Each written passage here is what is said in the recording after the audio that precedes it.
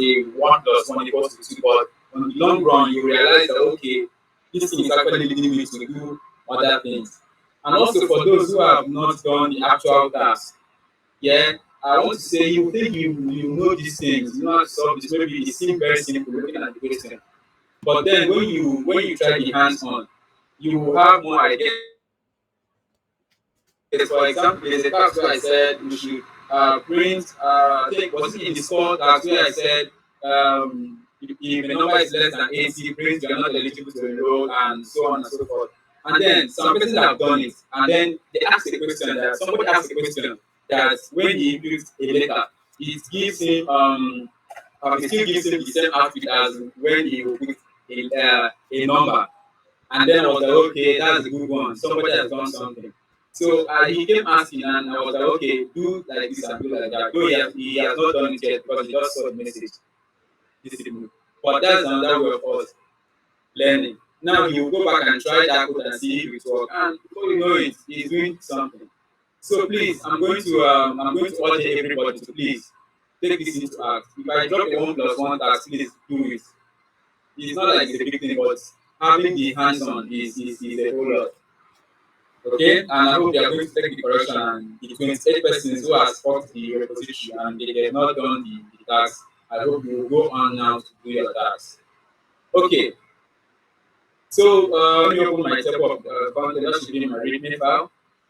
So far we started from instruction to C, data types, variables, we were switch statement for yesterday. And yesterday we started functions, although we will not complete for today, we are going to do better. Because today I have all the resources that are going to aid me to finish the tutorial. So today we'll be going on to functions. And just like study student said his name is you, he has mentioned, function is just having, is breaking down a large block of code into smaller pieces. Okay, so what do I mean? Let's say I give an example here. I want to, let's say, write a program that is going to create a folder. Then it open the folder and delete files. What do I do? The first program or the first function I will create is a function that is going to create the folder. The second function I will create that will open the folder, and the third one to delete the files. So instead of me having to, let's say, sit down and write a whole long statement, I could just write this in the function. And what do? Every time I need to use or to perform any of these tasks, I will just call the function without having to sit down and write the whole code and logic again. So that's basically the advantage of using functions or having functions in your code. Okay, so now let's start. I hope everybody can see my screen. Please, I need one person to tell me that they can see my screen. I can see your screen. Okay, that's very good. So I'll move to my screen. Now, as I just explained, a function is a block of code that performs a specific task. Let us know that word, a specific task. Yeah. Now, I give an example here. So you need to do all of this. You will need to sit down and write like a whole block of code, and if you need to have let's say that kind of logic in maybe another block of your code, your main program, you won't sit down to write the same code again. All you need to do is to call the function of each of these, and you have that. Okay. So how do we create a function? Let me go on to okay. So how do we create a function?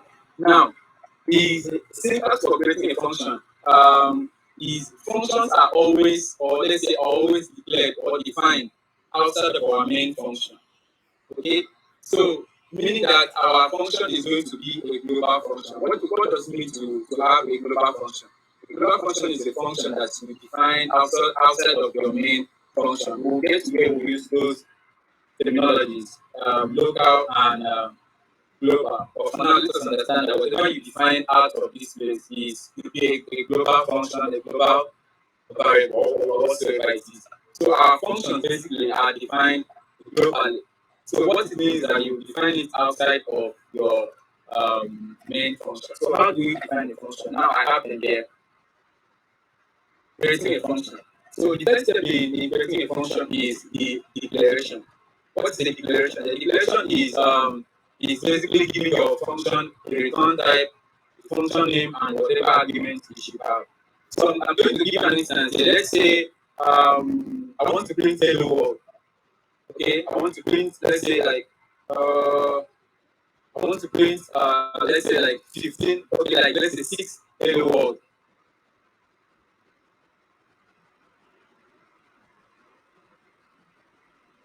Okay, printf. I think I'll just avoid whatever it is that is going to happen to me now. I'll just go, okay, I already have hello.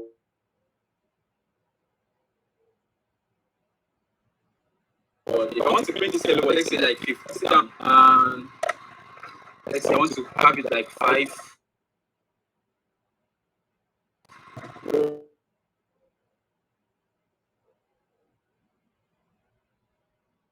I'll sit down and write 15 of these at once. So you see how hectic that is going to be.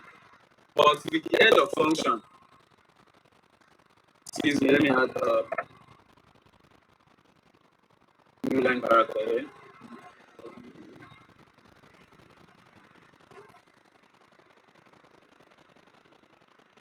But with the head of function, you will see how we'll be able to perform this task. Okay, so right now I have my 4 hello world. So let's say I am to print like 3 times of this. That means I have to copy this code, or let's just start and write 1, 2, 3, 4 like 3 more times.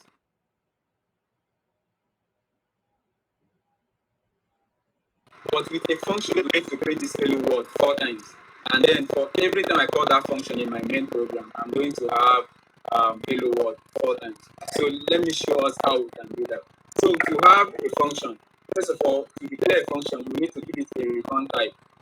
Now, a return type basically means what kind of value is your function going to return. And we know that we have different kinds of data types, meaning, for example, in our variables, if you want to store a data, a data, what do? You're going to declare a variable that is going to hold that particular kind of data. In functions, is the same thing too. So depending on what kind of value your function is going to return, then you are going to give it a return type. So if I'm to return a whole number, I'm going to give it an int. It's a float.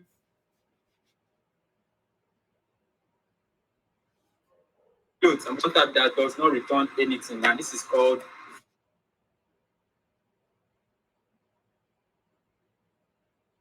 void. Yeah. So void normally in English language is nothing. So it's not going to return anything. And in this case, I want to write a program that is not going to return a number, decimal numbers, or a letter. So I'm going to use void. Just follow me closely, we are going to get this. And in the next step here, we have our function name. So in this case, let's say I want to have hello world. So I will say hello. I will say, okay, I'm going to name it hello. Hello. So that's my function name. And afterwards, you open your parentheses. Okay. And let's follow me closely here.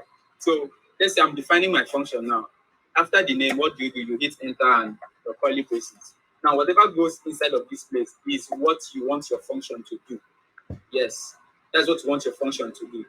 So we have our return type, our function name, the parentheses. Now, I will come to what should be inside of here, but now we don't want to put anything here.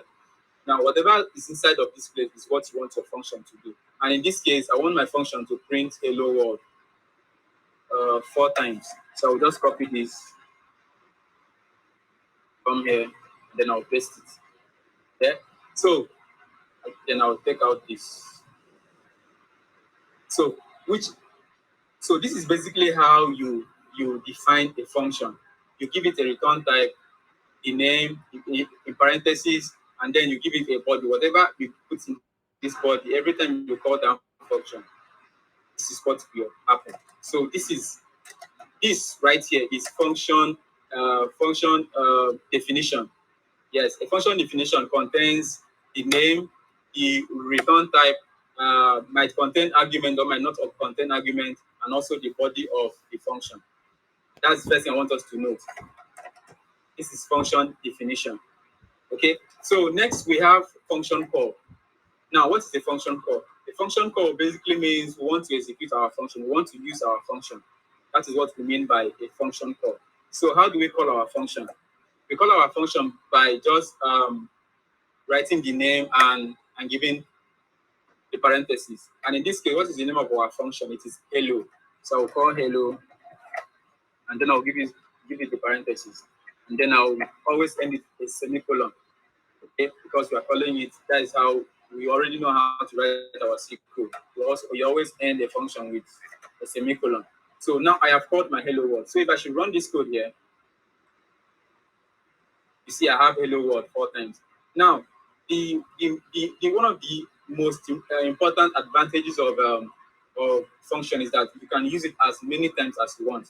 Remember when I said you want to create a function that is going to create a folder, open the folder, and then delete files inside. Now, and you want to use, let's say, write that same logic again or code again. You will not need to write it again. Instead, you will just call the function again. So in this case, I should call this hello world again.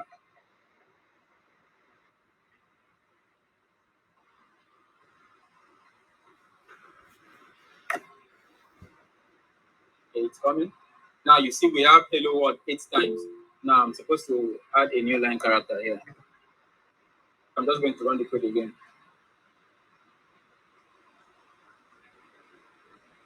Okay, now you see we have our hello world 8 times probably. Now you can call your function as many times as you want to call your function. Yeah. So no, before we start doing any other thing that will seem complex, that to have a function, you must give it a return type, you must give it a name, then a parenthesis, and then the curly braces, and whatever comes inside the curly braces is going to be what we want our function to do. And in this case, I wanted our function to create to print hello world 4 times, and that is why we have this printf inside of it 4 times.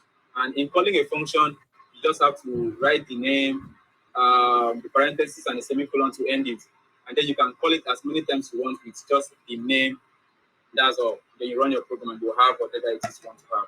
So before I move into any other thing in functions, I want to make sure that everybody understands functions.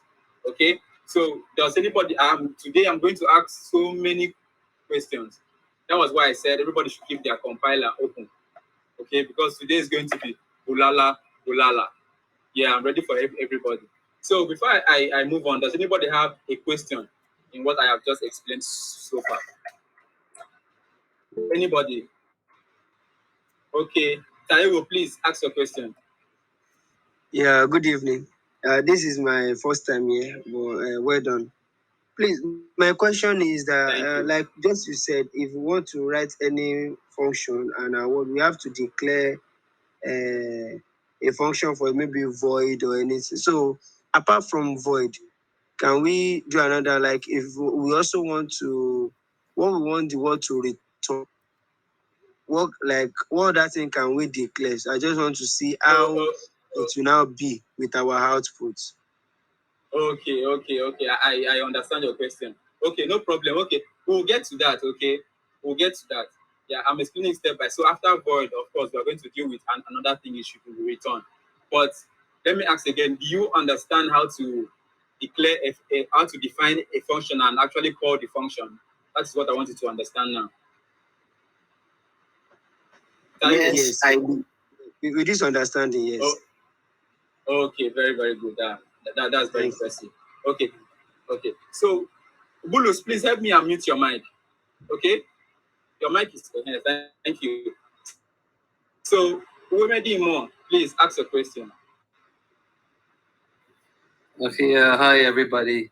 So David, thanks. So I'm wondering what is line 13 about? Can you explain line 13, please? I mean, you're really line 13 is okay. This here, line 13, right? Yes, please. Yes. Okay, line 13 is our main function.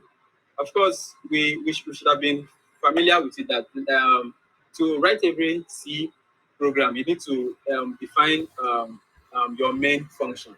And of course, our main here is also a function. That's why every time we execute our code, it is able to run whatever it is we wrote inside of it. So this case, this is our main function.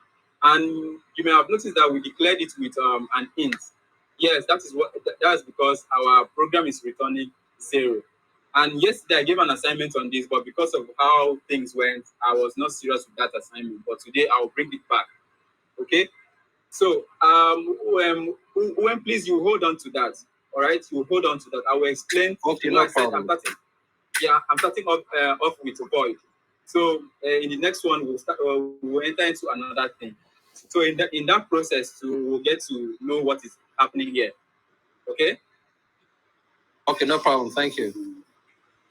Okay. All right. Choma Igwe. Yes, Hold on, good please. evening. Good evening, Choma. Okay, I want to know because I'm kind of new here too. Okay. All these assignments, I was able to use the link you sent to go through and see the lessons of day before yesterday. But where am I supposed to do the assignment? All this program now, where am I supposed to write them? Is it in the GitHub? So I need verification. Okay. Okay. Choma, at the end of the program, I will always go back to Okay. how we could fork our repository, clone it, do our tags and submit it. So at the end of the program, you hold on and you will see how we will do it. Okay. Okay. Okay. So I believe that's the last question for now, and I will move on to another aspect of the function. Okay. So in this place, you saw that we declared our function with void because it is not returning anything. And what does it really mean for a function to return something? Now we have how many kinds of data types? Of course, we have many of them, but the four that we are really dealing with are int, float, double, and char. So in this case, let's say my function here is going to return an int. Okay, what do I do? That means I'm going to change this place to int. But before I move on to that, I want to discuss arguments. Now, what are arguments? Or let's say passing argument to a function. In programming, generally, argument refers to the variable passed to the function. Okay? What I mean? Let's say I want to compute a function that is going to, let's say, give me the square of a number. In this case, let's say the square of 2 is 4, the square of 5 is 25. Understand like the square of a number is that number multiplied by number. Let's say I want to write a function that is going to do that. Okay, so in this case, what do? I am going to pass an argument into my function. How do we pass argument into a function? Just inside your parentheses. And now our arguments are variables. Think of it as variables or data types of the kind of thing. Let's just say they are variables. So you declare them as variables with a data type. Yeah. So in let's say I want to write a function that with let's say give us the square of particular number. What do I do? Int num. So in this case, whatever goes inside your parentheses are called arguments. Let's just say, for example, in our main program here, we don't have any arguments. Yeah, but also note that we could have arguments in this place. That was when we started learning about, is it malloc? Yeah. So this is our argument here. And note that your argument you can have any amount of argument. I could have 3 arguments, 5 arguments, depending on whatever you want to do. But in this case, I just want one argument because I just want the square of a particular number. Then how do we do that? Just like in our normal program.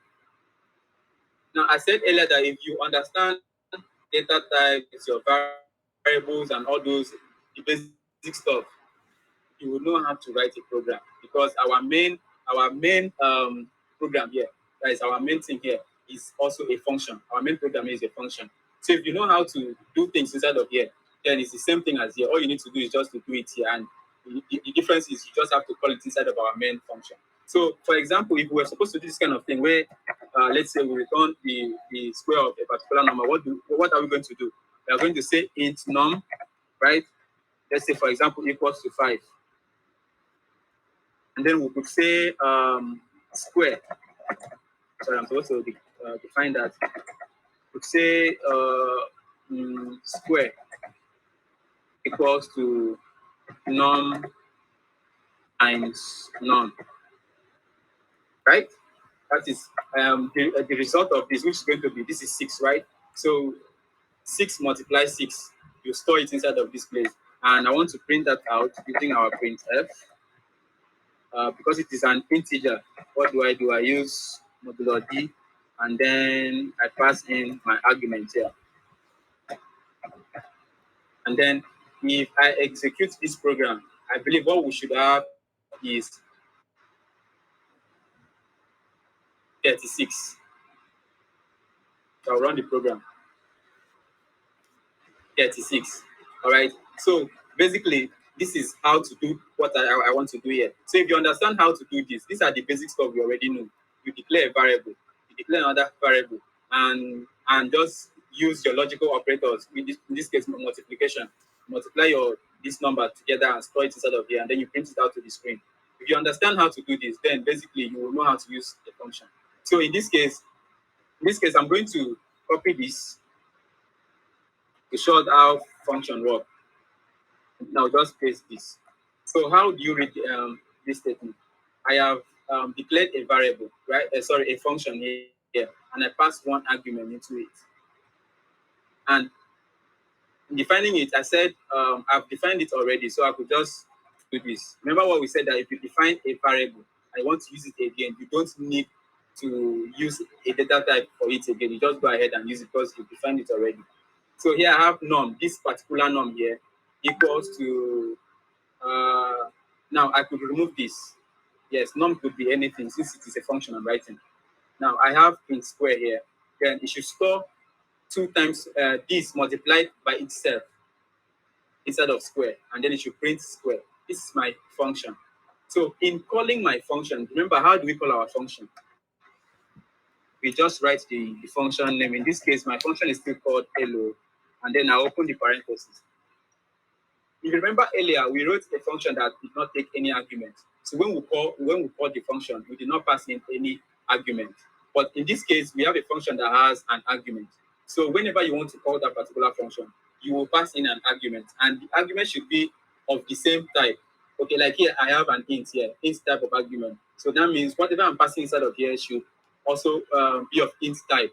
Should not be of float or double. If not, our program will give us error, right? So in this case, I could pass 6. 6 is of int, or let me use 5. 5 is of int type, and then you come out and it was. So I've called my function now with a number in it. Right. So if I run this program, we have 25. Now, how does this work? Now, this 5 we have here is what is you can name your argument whatever it is you want to name it. Yeah, it's not going to affect this, but it should, when you're passing in the argument, it should be the same amount of arguments you have here. Like I can't have 2 arguments here and then I'll pass only 1 argument here. No, it's not going to work. So the amount of arguments you have here should be the amount of argument you pass here, so that your function is going to run correctly, depending on what you define in it. Now I have, after defining giving my function a name and passing the parameters, I came here and I defined a variable and stored the square of this inside of this, and then I printed out the square. This does not concern our main program. Then calling our main program, what do? We transfer the control of this into this. So here we replace this. 5 replaced here, and of course we said num times num, the value inside of this place multiplied by itself. So 5 here, 5 is here. So this becomes 5 times 5 stored inside of square, and then we printed that square. That is how we have 25. So this is how you pass argument into a function. I'm going to give us another example so that we'll really understand it. Now, the next example I'm going to give us should be passing 2 arguments. Since we've passed one, for us to understand how they also work, I'm going to pass another argument, and I'll name this argument, let's say num2. Let's say I want to write a function now that adds 2 numbers, num1 and num2, just 2 different numbers. How do I do this? Just the same way. I could declare a variable named sum, and I will say store add num and num2 together. right? And when you after you do that, you print something like the sun is Moludodi. Then I pass in my argument here, son. So I'll call now. I'm going to run this program having 5 in it, and let us see what it gives us. Now you see, it gave us an error. Why? Because we gave it 2 arguments here, and in calling the function, we are calling it only 1 argument. Of course, that's not going to work. So what should happen? The same way you declare the function, with 2 arguments. Remember, you separate it with commas, and here you have to separate it the same. So what is going to happen if I run this program? If our program is correct, it should give us 11. The sum is 11. That's what we have here. Sum is 11. So how does this work? This 5 here replaces this, and this here replaces this, and then we have a variable named sum, and 5 is here, right? 5 is num, so 5 becomes this. 6 is num 2. 6 becomes this, and then we added together, store it in sum, and printed it out using our printf setting. So that is basically what happened here. So if we are able to grab what just happened here, then we understand what functions are.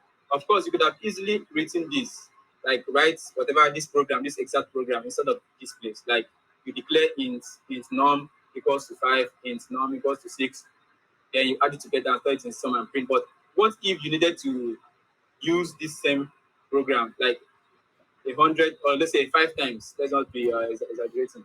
Like 5 times. You sit down and start writing int num equals to this, int this equals to this, then in sum, and then printf 5 times. No, of course. Now, if I want to call this function again, let me add a new line character here. Now, I could use this function as many times as I want. Remember, that's one of the most important part of having a function, reusability. So now I could use it maybe 3 times. You see how easy it is. So instead of me to, okay, let me just change the values here. So I could also change the values. We could also change the values, and our function works correctly. As far as you pass in the correct amount of arguments, our function works perfectly. So this is the basics of functions now. Now you could have another argument here, depending on what you do. You could have as many arguments as you want. Now remember, this is basics of function. Yeah, so this is the basic of it. You could have if statement, else statement, for loops instead of your function. Of course, we have that in ALX tags. We're supposed to do that. So you could have all of that, just the same way you have it in your main function. You can have it in your function you declare here. That's basically the concept of it. So if you can do all of this, all those complex stuff, you can also use functions to do it, depending on what you want to do. You call your function and it does that. So till this point, I want everybody to be, following me along. I want to ask questions now. Does anybody have a question before I ask mine? Okay, hands are already up. Okay. Today I'm going to ask questions, please. Aminat Salman, please. You can speak now. Yes, sir. Please, could you show your screen? I have a question based on what you taught us. Oh, okay. Yeah. My first question is, I don't know why you use void. Could you explain why you use void before hello? Because like void, when you pass void, it means that there will not be a return value. So I don't know. Yes. Could you explain why void? Then my second question is, on number 6, you have int sum. Does it mean that sum is a keyword before we can do addition in our programming? Does it mean that we have to call sum anytime we want to add a function together? No. Okay, I'm going to answer your question one after the other. Now, the reason I have void here is because my program is not returning any value. Okay, let me try to give us a rundown, just a rundown of what return is. Now, return is not the same thing as printing. Okay, returning a value, it's not the same thing as printing a value. This is just printing some kind of stuff to the screen, giving you output. But a return type, when you say return, it's going to actually return a value, like a number. Like here we have return 0. I'm coming to that. I will show us the difference between using a return type and the printf. Okay, so when I use it, you are going to understand what a return is. Okay, Aminat, please.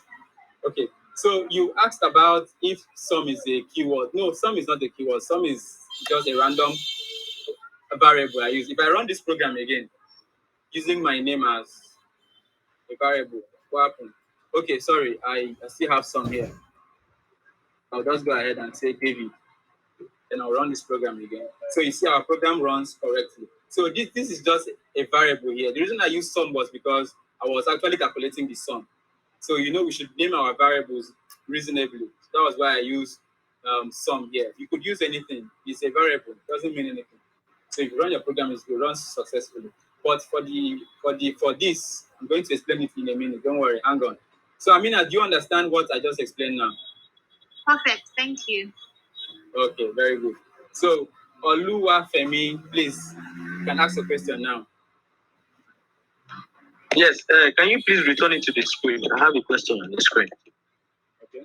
So my question is, can you also request for input from in that function area? That's probably like except for it. Instead of requesting, okay, input my user. No, you don't need to do that.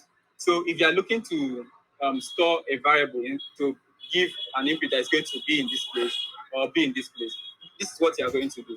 You are going to take the input in your somebody's mic is on and there's noise in the background. So if you are the one, please let me mute your mic. Please, everybody should help me mute their mics. Thank you very much. So if you want to, okay, I think the person has done that. It's okay, the person has done that. So let's say I want to take input, right? So I'm just going to take, I'll say add this, then add one, and I want to take input. I'll say scan F, right? This would have been a task for us, but it's okay. I was hoping to give us this as a task. So I'm going to store it in add. I'll take another one, scan F. I'm going to store it in add one, right? So let me just quickly prompt the user for input. I'll say print F, enter a number. I'll just go ahead and copy this.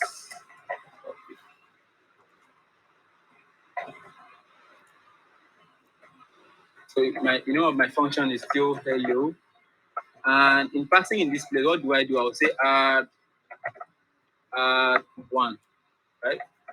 Then I'll come out. So if you are hoping to use a user input in your function, this is it. So you can pass a variable, of course, inside of your function. If our variables are things that we've stored inside, right? So when you put a variable here, it means the value assigned to the variable. That's what it's going to be inside here. So if I run this program, we'll say 7. Ask me for another number, I'll say 7. And of course, 6 plus 7 is 13. So we have our sum as 13. So this is it. You can actually do that. So you can, whatever it is you used to do in your main function, you can do it here. But passing in, taking an input, this is how you take an input and store it in your, and pass it as an argument into your functions. So I hope you understand that, Oluwafemi. Yes, thank you. Okay, very good. So I'm taking the last 2 questions before I ask my own question. Pascal Chinoso, please, you can ask your question now. Okay, Mr. David, can you hear me? Yeah, I can hear you. Okay, please, whenever you give these examples, you usually use int. Can you give an example using char? Because when we want to go to the real task and char comes into play, it becomes rocket science. Please, if you give an example on char, that is going to help a lot. Okay, all right. Okay, I understand. Okay, I'm going to quickly give us an example with char. So I might just have to take out this and write a new function entirely. So let's say I want to write a function that says that is going to print hello Pascal. Hello Pascal something. So let me declare my function. So I'm going to still give my function maybe hello, and then I'm going to give it cha. You just name it anything, right? And then I could. Did I give it another thing? Let me give it a number now. And no. So what do I want to do? I want to say printf. Printf. You are okay. The reason I don't want to declare our char as an array and maybe taking strings is because I've not shown us that. Remember, we said we are starting from the basics. That's why I'm just declaring it as this.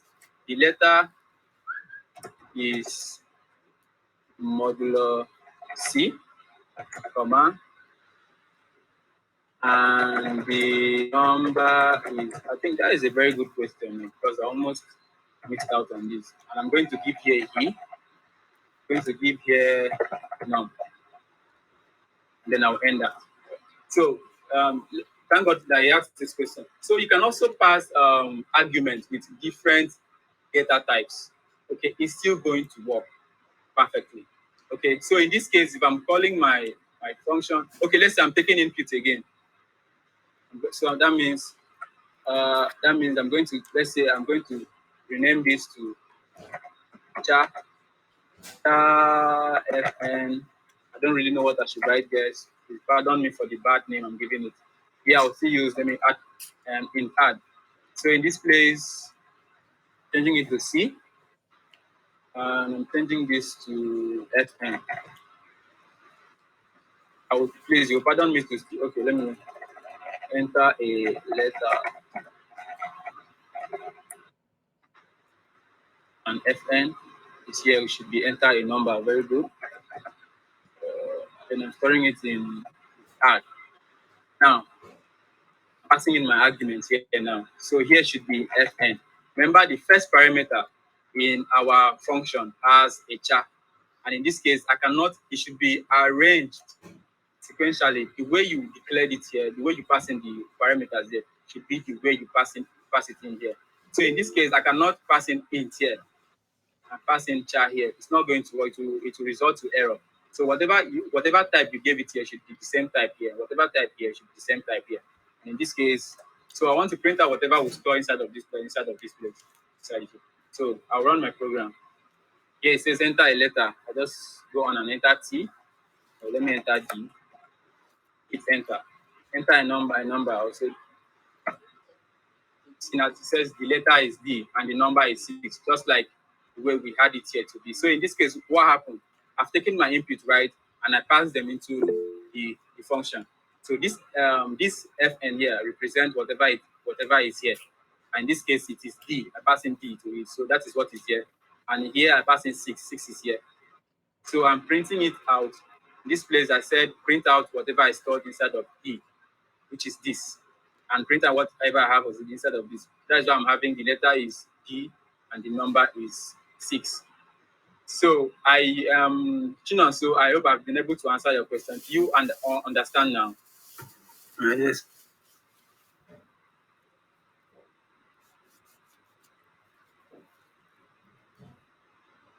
Actually, if you're online now, please go onto the Google and also search for this same compiler I'm using, Programmers C Online Compiler, because I can mention anybody's name now and give them something to actually do.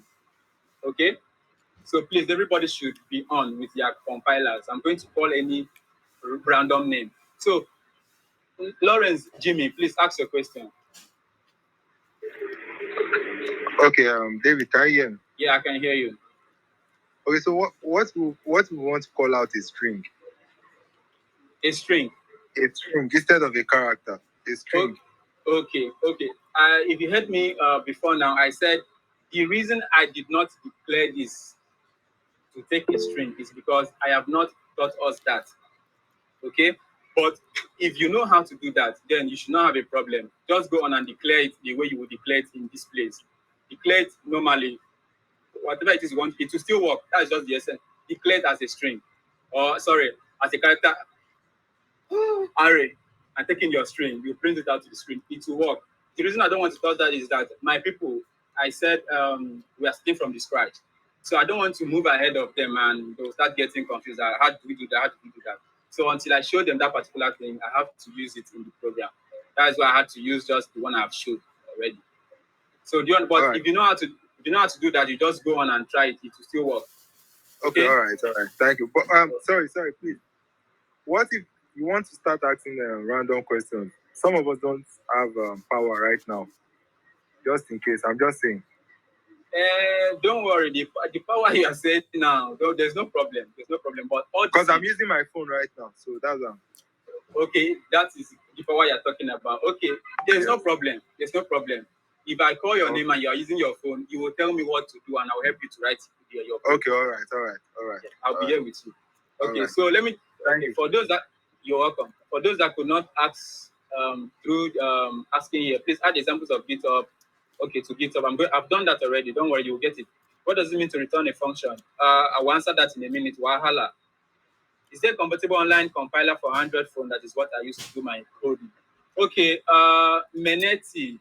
You can still go with your Android phone on your Chrome and search for this. You can use it on your phone too. It works. Okay? Okay, so before I move on, guys, I wanted us to actually try out some ALX stacks, but opening my intranet this night, I saw that we have evaluation, and I cannot rush through this evaluation just now. I just saw it immediately. I opened Chrome to log into the meeting, and I saw that we have an evaluation. If not, I was really hoping for us to solve those ALX stacks. Yeah, the one under the functions and the more functions. So is there anybody here who have access to more functions and functions on their intranet? Anybody? Is there anybody who have access to? Okay. Najib. Yeah, Najib. Najib, I've been hoping to speak with you. I heard that you took the class yesterday. Please, I'm very, very grateful that you did that. And thank you very much. I appreciate that. Okay. So I have been asking for, I was searching for you on the group, but I was unable to locate you. So please, after now, if you don't mind, please inbox me on the group so I can also have the word with you. So Najib, please, you help me copy and paste some of, I don't know, you help me to copy and paste some of the questions we have on our functions and more functions in the comments here. Sorry, in the message box here. So I can give some people to also attempt. Because I believe we're already understanding the concept. Please, if you can hear me, please help me do that because I don't have access to my own now. Okay, so let me open up this because I'm going to call a name now. So if you are my friend, please let's do the evaluation as one family. That's not where we're going to.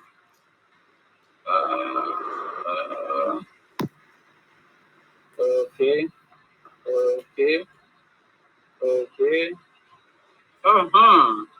Sammy Rufus, are you there with me? Some persons are going to act like they can't hear me. Sammy Rufus, are you there with me? Okay, he's not here. Is Stacy here with me? Stacy, if you are here, please say hi. Okay, some persons are acting inactive now. Is Stacy here? Nobody's replying me. Okay, let me look for my friends then. Okay, Ezebong, you've been very active. Ezebong, Matthew, are you here? Ezebong. Wow, some persons are running from the program now. Okay, there's no problem. Clement, I've been seeing you all along. You've been around for a while now. Please help me unmute your mic. Thank you. Clement, please help me unmute your mic. Okay. So, Clement, how are you doing? very fine. Okay, I want to believe I'm very fine. you understand. Okay, I want to believe you understand the the concept of. I'm just logging in now. I'm just logging No. in now, but I understand to some basics, to some level I understand, but I'm just logging in. Okay, very good, because I've been seeing you around. So I will just come here and I'm going to give you something for you to please help us with. It's going to mean a lot to us, so please help us. I have not added more tags to it, but okay. So please, if you don't mind, open your compiler. Let me scroll up. My compiler. Yes, you can log on to your Chrome. If you're using your Chrome, you can log on to your Chrome and use the same compiler I'm using. Okay, what's the system compiler? What should I type to get there? Okay, type C online. Sorry, Programming C online compiler. Programming C online compiler. Yep. And you should have. Okay. You should have that on the screen. So C online compiler program is. I should click that, right? Yes, click that. Okay. All right. There. Okay, so I have sent your question to you in the message box. You just check. Okay, I'm seeing people that. I'm not a computer guru as you are, but I'm not a computer guru as you are. So you say you have sent message. So where do I pick the message from? Okay, just go back to my screen and you will see an icon. I'm pointing at it now. So you look for it on your own screen. The message icon at the bottom side, at the bottom right of your screen. You'll see an icon. Yeah, I can see it. Yes. Okay. So I should click on it. Yes, click on it, please. Then you see a message. Write a C program. Write the program in C to check a given number is even or odd using the function.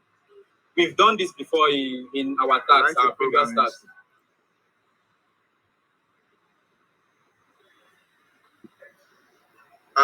This I can do, but it's going to take time. It's going to take a long time. It's better you just do it yourself.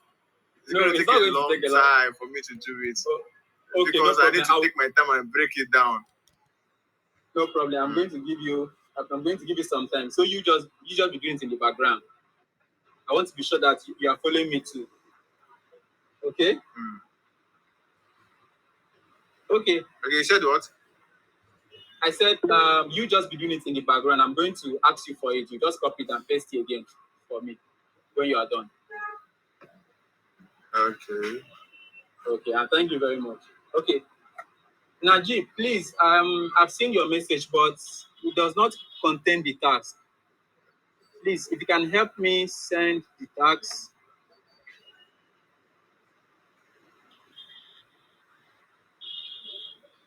Excuse me, guys. David, my hand is up. Oh. Yeah, I'm coming. Okay.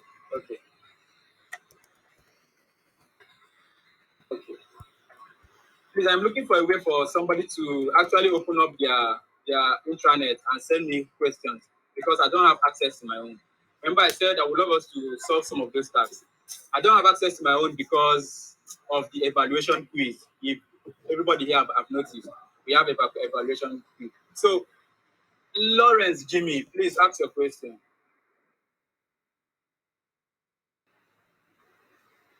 Lawrence, are you there? Can you hear me? Yes, I can hear you now. Okay. Like I was trying to explain the answer to the question. So, but I don't know. Cause I can't really do it. I was thinking probably I'll say it and you type it out or something.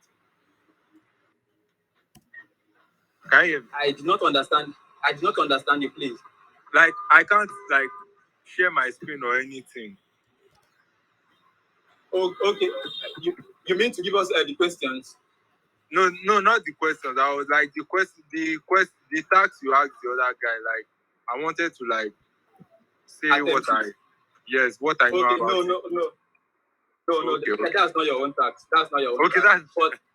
Okay. Yeah, that's not your own tax. But at the end of the day, That is my tax now. Why do you want to take my tax? I'm sorry. Give him another one. Give me a very hard one. Give me a hard one. It's okay. Don't worry. At the end of the day, the tax will be available to everybody. So, Uwemedimo, please ask your question. No, it's okay. You actually answered. I was going to actually do the task too, but since Mr. Clement has appropriated it permanently, I yield the floor. Okay. See what is going to happen. At the end of the day, this tax is going to be available on GitHub. So everybody at the end of the day is going to do it. So whether you do it now, You should leave my tax alone. You should leave my tax alone. If I can't do it, don't leave it for me. Okay. Oh, somebody's really helping me out here. Okay. Write a function that checks for a digit 0 through 9. This is interesting now. Write a function that checks for a digit 0 through 9. The prototype. Okay, we will not be dealing with prototype, but we want to do this now. Please, people can help me send in the tags we have in our project there. So we can also assign it to some persons here. Write a function that prints the numbers from 0. Thank you. I needed this because this is a very basic stuff. Please be sending it in. Sending is Blessing. Thank you. Abulu. Thank you. And any other person who is doing that, thank you. So write a function that prints the numbers from 0 to 9, followed by a new line. What's that person's name again? Okay. Justice Obasi. Are you here with me? Justice Obasi, Yes, are you I'm here here. with me? I'm here. Okay, this is your task now. This is your task. Write a function that prints the numbers from 0 to 9. Can you hear me, right? Yes, I can. Write a function that prints the numbers from 0 to 9. So when I call the function, it's going to print the numbers 0 to 9. We've done this before, but not in a function. Now, let's see if we understand functions. Let's apply the basic stuff. Okay? So I'm going to assign another one to somebody. Write a function that prints 10 times the numbers from 0 to 14. Woo! I love this. Akpan Joseph. Please note your questions. Akpan Joseph. I'm coming now. Take your question. Akpan Joseph, are you here with me? Please, Clemens, help me mute your mic. Akpan Joseph. Okay, sorry. Thank you. I lost Akpan Joseph sorry. there. No, it's okay. I lost Akpan Joseph there. Uwemedimo, please, this is your question. Uwemedimo, please, this is your question. What's my question? Write a function that prints 10 times the numbers from 0 to 14, followed by a new line. Wait. Say that in English. Look at it. It's on the screen here. Write a function that prints 10 times the numbers from 0 to 14. This is very let me try and write it out real quick. Let me try and write out this. Write a function that prints 10 times the numbers. 10 times. Are you not seeing the screen? Are you not seeing the screen?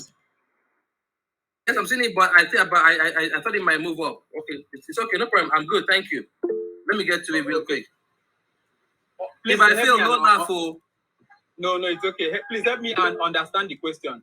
From 0 to 14, followed by a new line. That is 10 times, which means 0 to 14, 1, 0 to 14, another 1, 0 to 14, 10 times. Please let me join him in this one. So that you know Please say that again. Write a function that prints 10 times the numbers from 0 to 14. See, Mr. David, don't worry. Let me try and understand it myself. Okay, no problem. Please don't go to your GitHub and check for the answers, because in this one, nobody's giving you a score. That's crazy. Now I'm only going to cheat myself now. I want to fail so that you can show me how if I don't know it. No, I don't even mean you. I mean everybody. Please, nobody should go to their GitHub and copy it, because it's not going. Yeah, it's not going to help you. This is just us trying to apply what we've learned. It's the basic stuff. We know how to do this. Okay, let's just try to do it first. Let us be that you don't, even if you don't know how to do it, don't go to your GitHub. Instead, ask somebody. Ask me. Let me explain it in another form for you. Don't go to GitHub to go and check it. Try to understand it and do it by yourself. When you ask me, I will not tell you the answer. I will only point to something for you and say, okay. Please, help me to explain my own self now. Your own Let me says, just write it down very well. what did I give you? Even numbers, odd numbers. Okay, write a function that checks if a number is even or odd. Check if it's even or odd. Or odd, yes. That was your own. Yeah. Okay. So just take a question now, please. Lawrence, Jimmy, please ask your question. Because I want to assign tasks to everybody. Today is going to be fun. We'll take our time. Sorry, it was a mistake. I'm waiting for my task. Okay, since that was a mistake, this is your task. You are going to write a function. You are going to write a function that prints the letters from A to Z. Okay. Lawrence, okay, please. No problem. Okay. A function that prints the letters from A to Z. Okay. Is it you are going to call us when it's time for us to say it or what? I'm going to call for the answers of this, but since you don't have yes, I don't have to you. Yes. You will explain it to me. Explain it to everybody here. So stand by. When I call your name, you give me. Please don't forget. Whenever I ask for it, everybody should raise their hand because I might not be able to recall everybody's name. Please, I beg of you. Okay. Please, David. Yes. Please, give the question again, please. Okay, Lawrence. Write a function that prints the letters from A to Z. That is, when I call the function, we start to print A, B, C, D to Z. Okay. Is it the capital or the small? Have fun. Okay, give us the small letters. Since you've asked, do two of them. After printing small letters, it will start to print capital letters. Okay. Okay. So this is an interesting one I've seen here. The Fizzbuzz test. The Fizzbuzz test is going to be for everybody. I'm not going to assign that. It's going to be for everybody. This is really, really interesting. Let's not go there.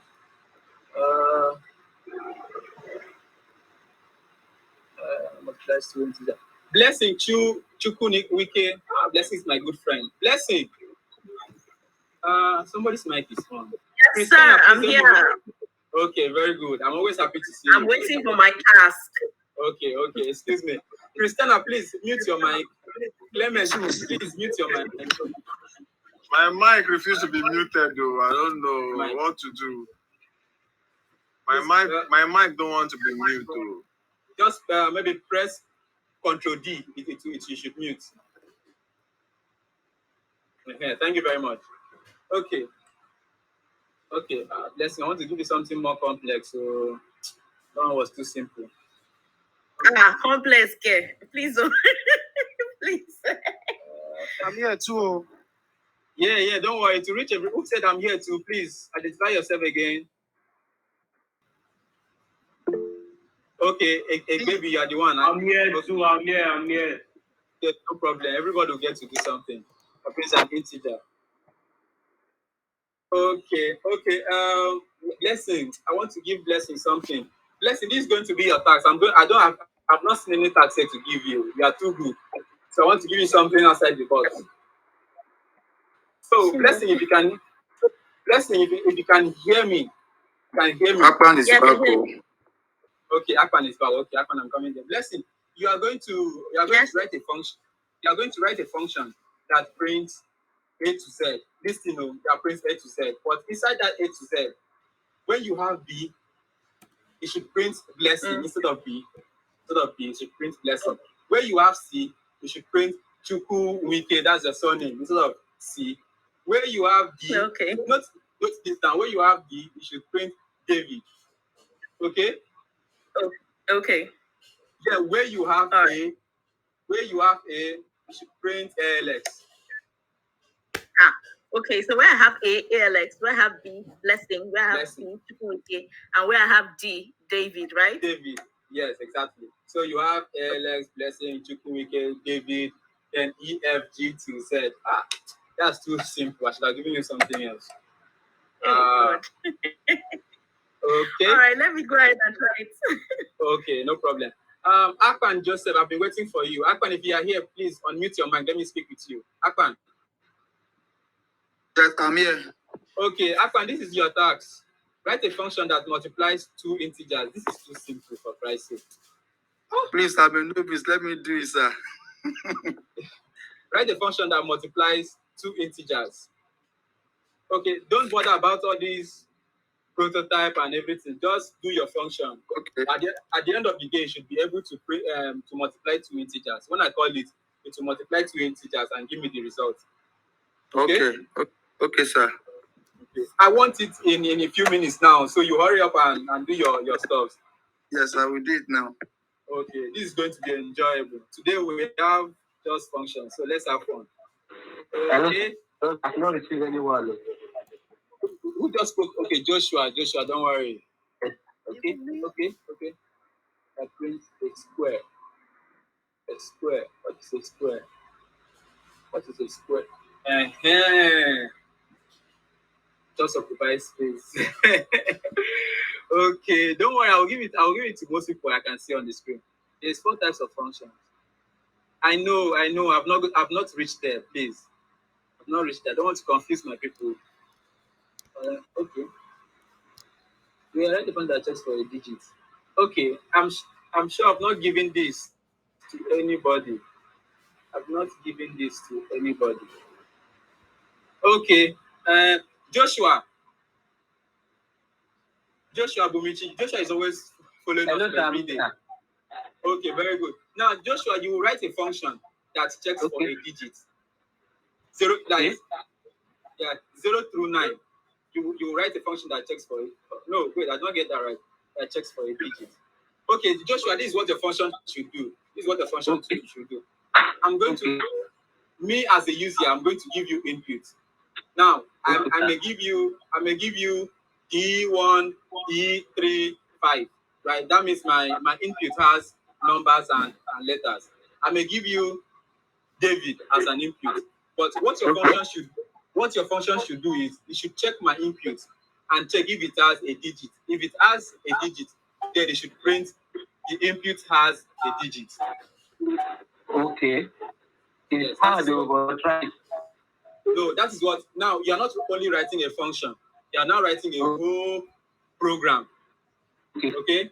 Yours is a whole program, because you write a function that do this, and then you write the part where I have to give you input, and then your program should tell me my input has a digit or not.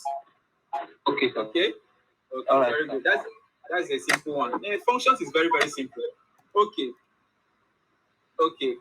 Write a function that prints a square followed by a new line. We've done that already. Use the plate to work logarithm code. Please give me something simple, but I don't understand shishi. Okay. So the prime factor is. No, I don't want to do that. Why you would have primes and divided? No, I don't want to do that. And from 1 to 1, followed by a number, so multiples of 3. Like, am I going to get anything? Yeah, don't worry. You and Egbebumi, I know you have been saying something. I'm looking for a task. Can I do 1 to 1,000? No, 1 to 1,000. Are you sure I can even do any task with this my situation like this? Of course, you should be able to do a task.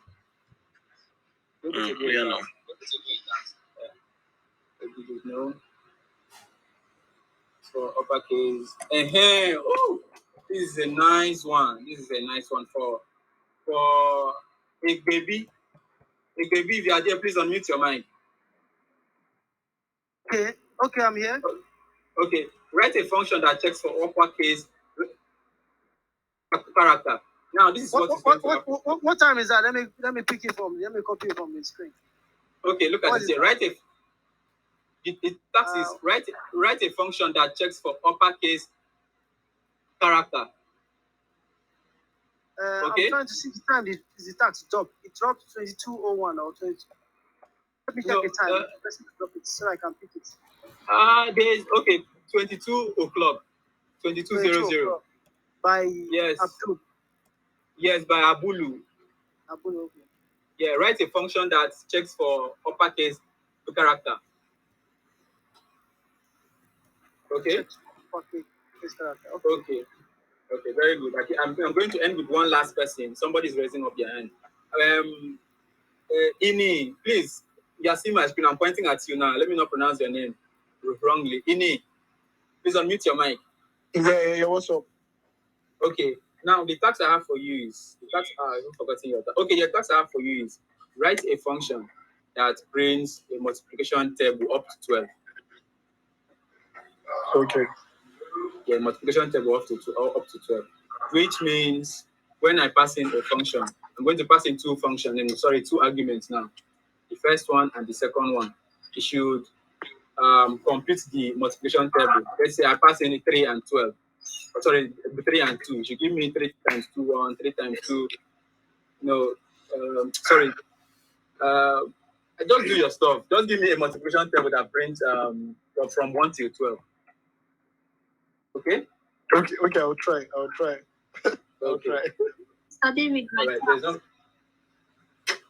Who just spoke now? Oh God, everybody's asking for tax. It's okay, everybody's going to have tax. Let me take a question. Aminat, please ask your question. I saw your hand up. I want my task. Okay, that's what they're asking now. Okay, I'll give you your tax. Aminat, I've noticed you now. But at the end of the day, everybody's going to have the tax. It's going to be on the GitHub. I'm going to see everybody's home. These ones are just for us to have fun here. Functional LT, please ask a question.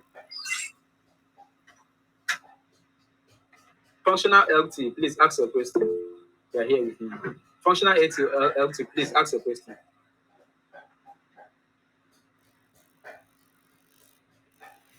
Okay, functional LT. If you are talking, I think your mic is mute. Okay.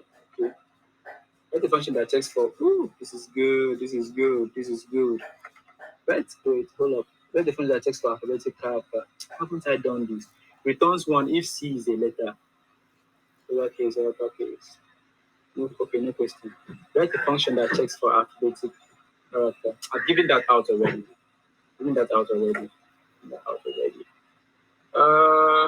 Can we picture? Looking for function something of our level that prints and write the function that prints an integer. You can only use picture. This one, let's use no. That finds and prints no. I don't want that. That prints now from 1 to 100. Use. Okay, guys, I hope we'll be having fun with our the function that print 10 times the numbers. Okay, Aminat, please unmute your mic. I have something for you. Just came into my mind. Okay. Aminat, you write a function that when I call it, it will print let's say 14 times. I gave somebody something like that 14 times. That's why I saw 14 here. It will print A to Z 14 times. So A to Z 1, another A to Z 2, 14 times. Okay, thank you. Okay. I'm expecting it this night. It's like right now. Please, functional AT, help me bring down your hand if you don't have a question. So let me start collecting my my functions now. Okay, somebody has a question. Please, okay. Future Joshua, please ask a question. Yes, sir. I don't have a question. Okay. Please let me bring down your hand if you don't have a question. Did you say you have a question or you don't have a question? I don't have a question. Okay, please let me bring down your hand. So, Titi Rensola, Titi, you have a question?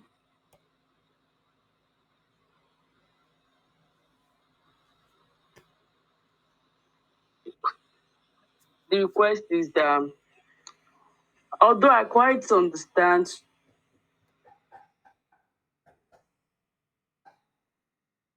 sometimes, like today's one, you can continue. You understand? I think that was the part I understood.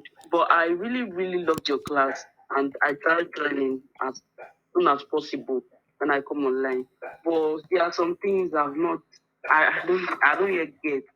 So I don't know, because I'm so interested the way you are.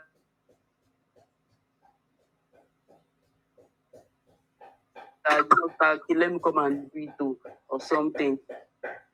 So I don't know how you could help someone like me to understand much better. Okay. So what? Because I think all those people that are here now, they are already good in it. So me, I don't want to be left out. No, nobody here is a guru. All of us are the same here. Okay, so you just have to give attention. So what you're saying is that you came in late to this class, so you missed out on some things.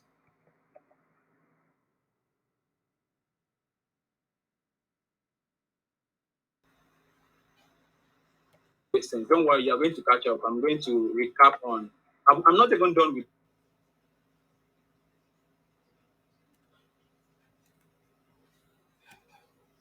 From the early word, though, how can you help me? From the early word. Oh, although I understand some basic, like what is in, what is character, what is what was the third one? String. I understand double whatever. I understand flute. But there are some, as in, you understanding some basics, but how to combine it and use it on its own, you understand, is one of the issues. Okay. So understanding the basics of C programming. Okay. There's no problem. There's no problem. Okay. Okay. Don't worry. Maybe okay. So what will happen after the class? Please meet me online on WhatsApp. Okay. So we can talk how we are going to go about yours. Okay. So thank you. You're welcome. So Abulu has posted a very interesting task here for me, and I'm going to assign it back to him. Okay. So Abulu, please unmute your mic. Abulu, yeah. Hello. Okay, Abulu is a lady. I thought you were a guy. That's why I'm calling you Abulu. Okay, it's nice to meet you, Abulu. So you've been the one giving us the task, and I'm very, very happy that you're doing that. You're encouraging us. So it's time for us to also encourage you. Okay? Okay, so Abulu, I don't know if your name is Abulu. I'm sorry if I'm calling you wrongly.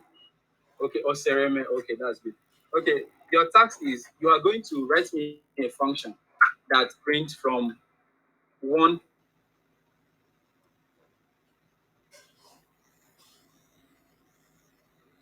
The sum of only the odd numbers. The odd number.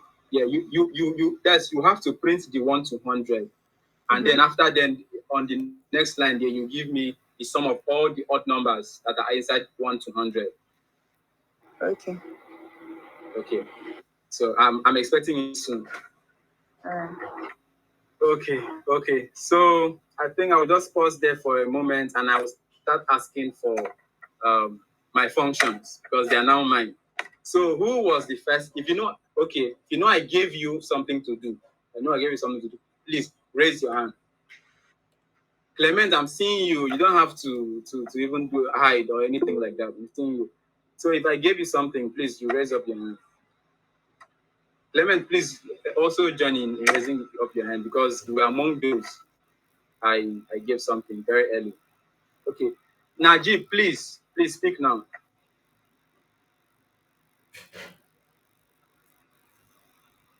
Najib?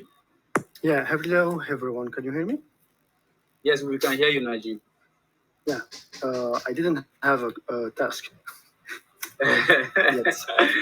Okay, Najib said you didn't have a task. Okay, Najib, there's no problem. Everybody is going to be given a task on the GitHub. So I sent you the 002 and 004 tasks or projects on the WhatsApp.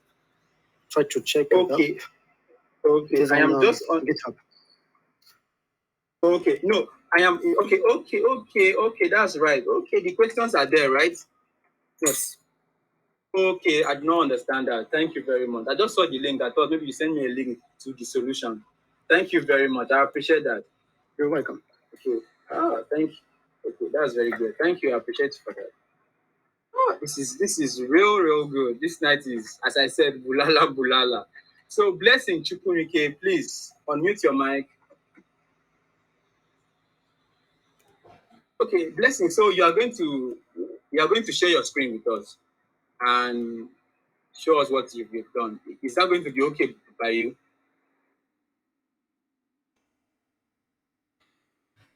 Blessing, don't even keep quiet. Can I suggest something?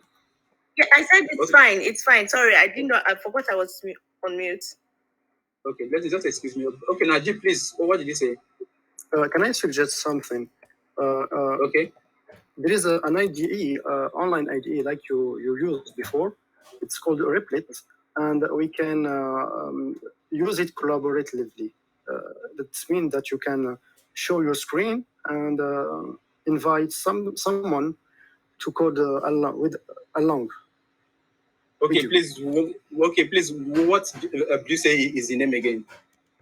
Replit. I think that Replit. That's REPLATE. Yeah, it's the first link that I shared with you on the WhatsApp. Okay, there's no problem. We might not be able to use it now because I will have to maybe just go around and check how it is if I start using it. But from our next class, it's going to be fun to actually do that. And thank you very much. You're welcome. I appreciate that. Okay, thank you. Okay. So, Blessing, please, I'm ready for you now. Okay. Okay, so I was asking. I don't know. If I'm to share, it means yours might have to go down, right? Yeah, of course. I'm going to take off my screen and you can share your screen with us. Okay. So please share your screen now. So everybody, please hang on. Blessing is about to share her screen and tell us you did. So you open up your mind and also learn from her. Okay. So for those that I gave tags, I may not be able to remember your names one after the other. But what I want you to do now, if I gave you tags, please put your name in the message box. I want everybody, whether you've done it or not, put your name in the message box. I want to have your name there, please. Thank you. Okay, so Blessing, we can see you now. Okay, can you see my screen? Okay, all right. Yes, we can see your screen. My task was to write A to Z, right? And replace A with ALX, B with Blessing, C with Chukwuemeka, and D with David. So since I was going to use names, and names are supposed to start with capital letters, so I decided to do everything in capital instead of that's the alphabet. Yeah.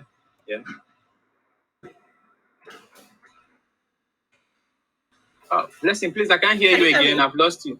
Okay, I can hear you now. Okay, can you hear me now? Yeah, I can hear you now. Yeah, Blessing, we can hear you. Can you hear me now? Yes, we can hear you.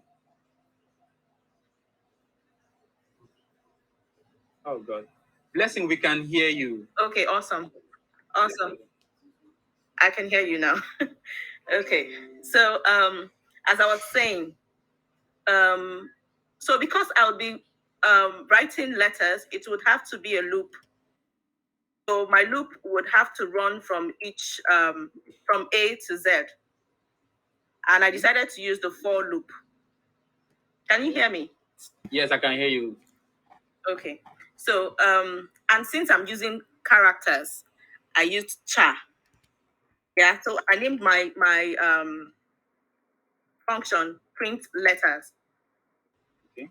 And the first thing I did was to use the for loop, and then of course I used it instead of declaring my variable outside. I decided to declare it inside my for loop. So I declared the variable letter and initialized this with A. And then my condition would be if the letter is less than or equal to Z. And then I initialized. That's for the for loop. So inside my for loop, considering the instructions I was given, if my letter is equal to A, I would print, because I don't want it to be, squashed. Yeah. Do you get me? Yes. They hear me. Yes, I can hear you. I can hear you. All right, then else, if it's not A, then else if the letter is B, then I would print bless. Then if it's not B, that's else if the letter is C, I would print Chukwuemeka. Letter is D, I would print David. Then otherwise, if it's not any of this condition, then it should go ahead to print the letter up. So yeah, that was what I did. Okay, Then that's very you said interesting. followed by a new line. Followed by a new line. So under it, I decided to call the function. So I used the int main function, and then I called this function. So that was what I did. And when I ran it, it gave me this. Wow, blessing. This is nice. This is very, very nice. I'm really happy that you were able to do this in a short while. This is good. Okay, I'm impressed. Thank you. Okay, Blessing, well Thank you done. so much. Yeah. Please, everybody should comment a blessing. She has done well. Okay, Like blessing, if you don't mind. Blessing, you did very well. Yeah, thank you, guys. So, blessing, please, you take off your screen. Okay, so that was a very nice one. So, blessing was able to come through with hers, and that was nice, man. I'm impressed. That was a big one. So, okay, so blessing, thank you very, very much. In fact, there should be gifts for those who are able to come up with theirs in a short period of time. Hi, I'm just joining. Hope I've not missed much. No, you missed a lot. Hi, gifts, So, please. no problem. You will get yours. So, Ezebong, you missed your question, I believe. You missed it. So, baby, please, if you are here, what tax did I give you? Baby, if you are here, what tax, even if you did not do it, Okay, please. okay, I can hear you. Okay, what tax did I give you? You gave me write a function that prints uppercase character. Okay, so have you done it? Can I share my screen? It's not. Okay, I'm getting error. Okay, share your screen. Please hold on. Whoever, please hold on. Okay, please share your screen, baby. Okay, I'll share my screen now. Okay. Please, after him, Justice should be ready. Justice, please be ready. You are next on the list.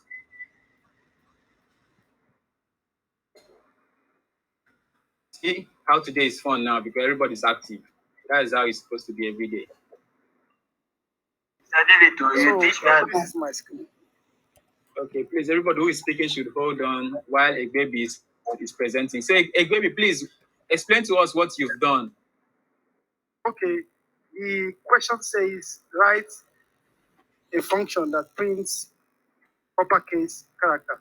That's the question. Okay, that's to print from A to actually, Z you in didn't mention. uppercase. No, you didn't specify, but you just said write a function that prints uppercase character. So I assume that you are trying to say. Wait, is to print uppercase character or that checks for uppercase characters. No, you use the language prints. So okay, no problem. No, I didn't question the question. Okay, it's okay. Okay, so now explain for us. So what I did was the function will return nothing, and then the function name is print upper, and there's no arguments inside it. So this is my query brace from beginning and for the end. Then I try to use for loop to start the process. So okay, I now said upper equal to A, upper greater than or equal to Z. Sorry, less than. Is it less than? I don't know if it's greater than. We don't know, please. The moment upper is okay, less than or equal to Z, then it should always test it with upper plus. It should always add it until it's equal to Z. Okay. So then it should print. Okay, it's a char. Oh, this should be. I didn't declare. I don't know where to put my char here. I don't know. So, so anyway, I know that. Okay, let me run. Maybe to run that. Okay, it's not running.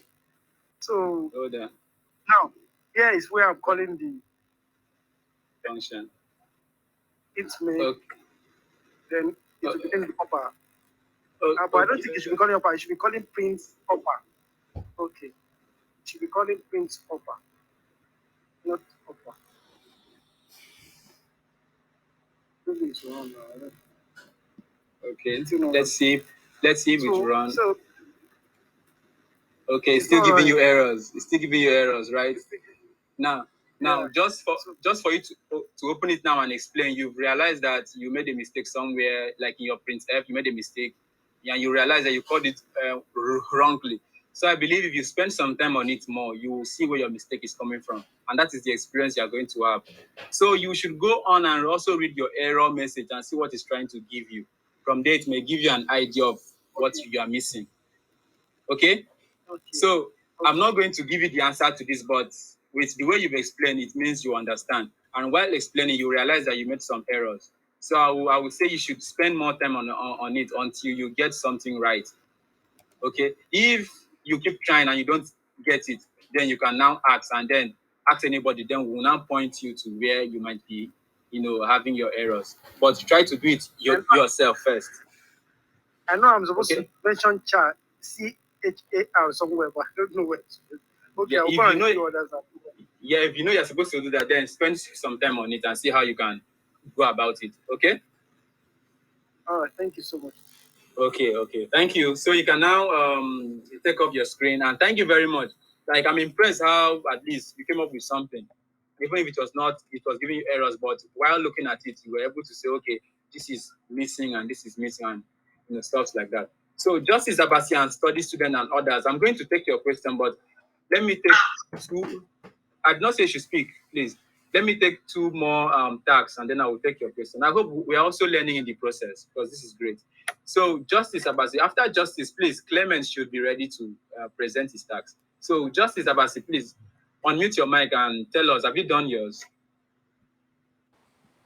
Yes, I have. I've done mine. Oh, very good. Please share your screen and tell us what I gave you and how you were able to do it.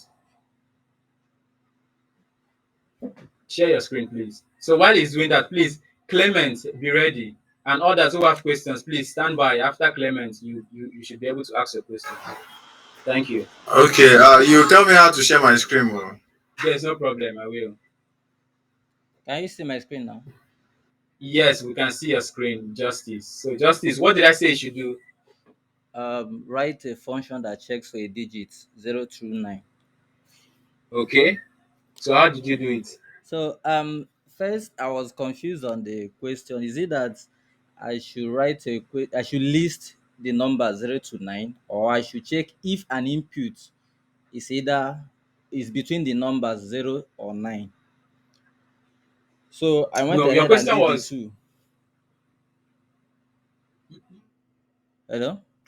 Write a function that checks for a digit 0 through 9, meaning your function should check, let's say, the input if it has any number between 0 to 9. That was what your function says. Okay. Sorry, your so question says. that Yes. means this first one is wrong. So I did a second one. Let me share that too. Okay. You had a backup. That means you were even prepared for us.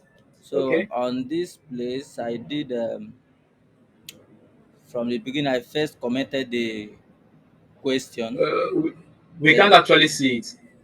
You can't see me. Okay, let me. Okay. Hold on. You mean where you have void check int num still on the same C online compiler? Yes. Let me reshare the screen. It's like I shared the wrong. No. If you're on the C online compiler, I can see it. Where you have void check int num int I for I equals to 0, I less or equals to 9. That's the first one that is wrong. Let me share the second screen. Okay, please do.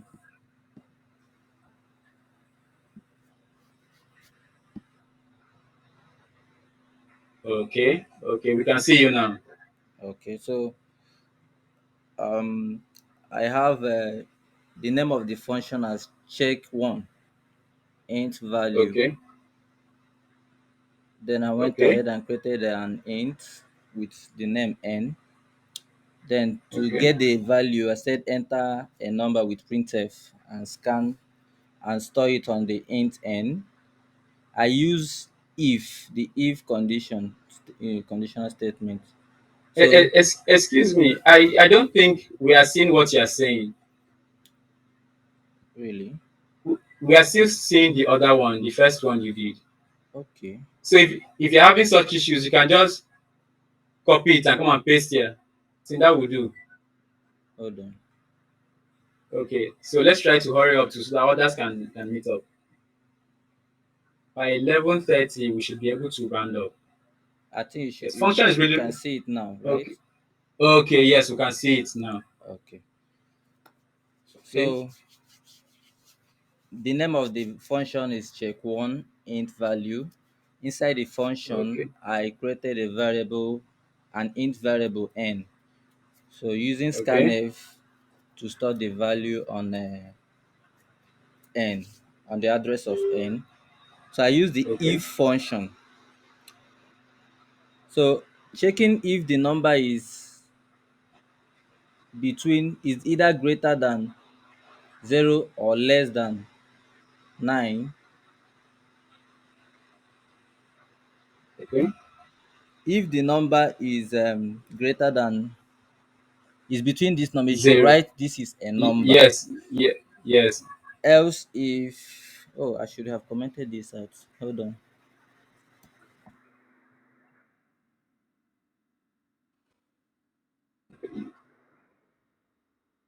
So else if it should print, or else it should print this is not a number. Okay, so let's see if it works. To run it, I'll do this. Wow. It's giving you an error. Line 25. So you can quickly check your line 25. Why is it giving you error on line 25? You didn't give me an error initially. Remember you commented some parts out, so perhaps there's something that is still not good. Okay, so you check that out, and right. I don't know. You come back to us, okay? Yeah. Okay, but your code looks good. It should work. This is what I was actually asking for. Okay. Yeah. If not for the error, it's very, very good. That was what I was asking for. Okay, and very good. I like that. Okay, so you can now take down your screen, and thank you very, very much, Justice, for attempting. This means a lot. After now, everybody's going to attempt this. If not, we are going to have very big problems. So, okay, thank you. So, Clement, please, I will take yours before I open the room for questions. Clement, please share your screen. Okay. Okay, so you check at the bottom side where you have your mic, your camera. You move on.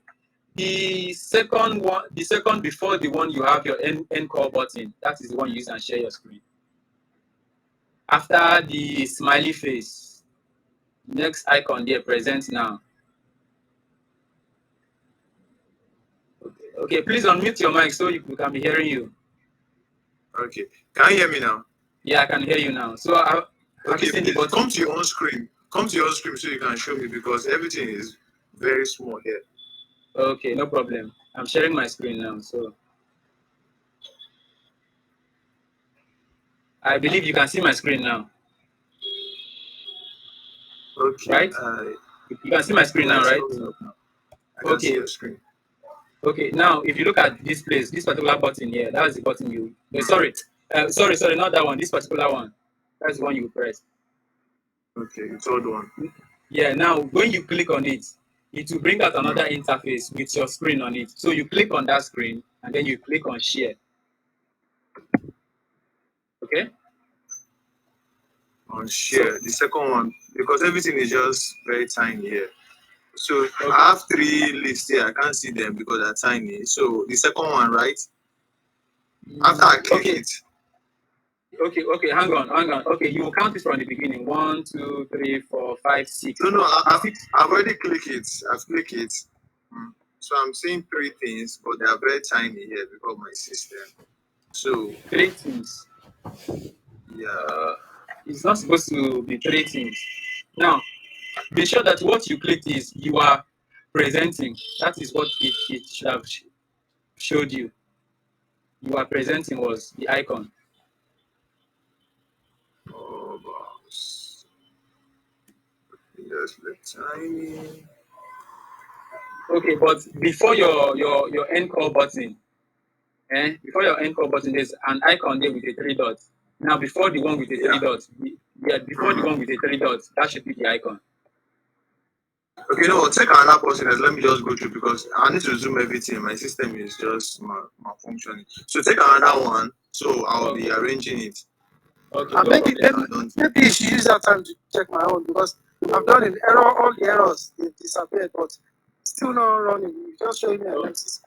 Okay, it's okay. There's no problem. We'll come to that. So, Ezebon, please. You have a question? Ezebon, you've been here. You've been raising your hand. You have a question?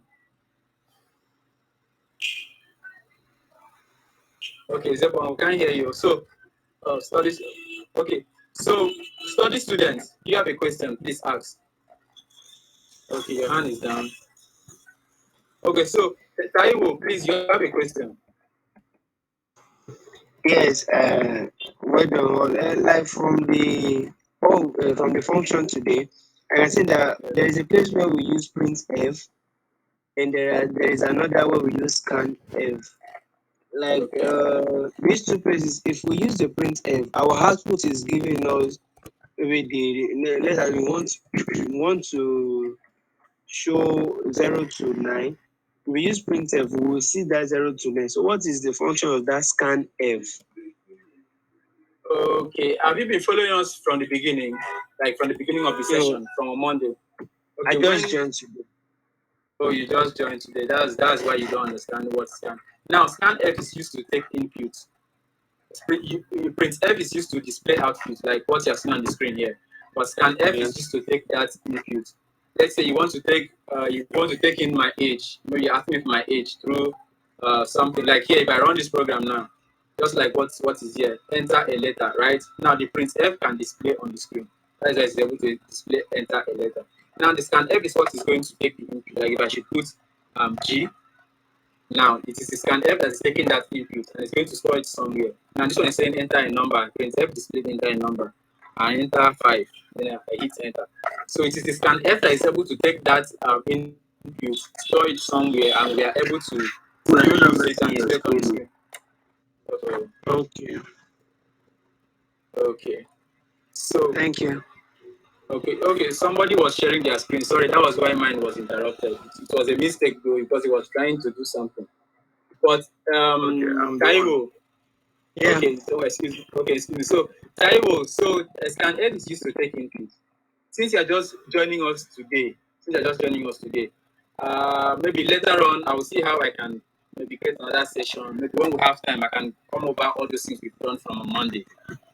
Okay, but I'm not promising that we are really going to do that, but we'll try. Okay? Thank you. Yeah. You're welcome. So, Clement, we can see your screen. Okay, you can see it right, like this, right? Yeah, I can see. Yeah, we can see it. But it's black and white. Okay, fine. Yes, I actually did it like that. So okay, no I didn't get the results. I didn't get it, but you can see it, right? Yes, but what was your? Yeah, what was your question? Now my question was to print out numbers that are odd. If numbers are odd, then it should print it. Their output should be odd number, and if it's even number, it's going to print it.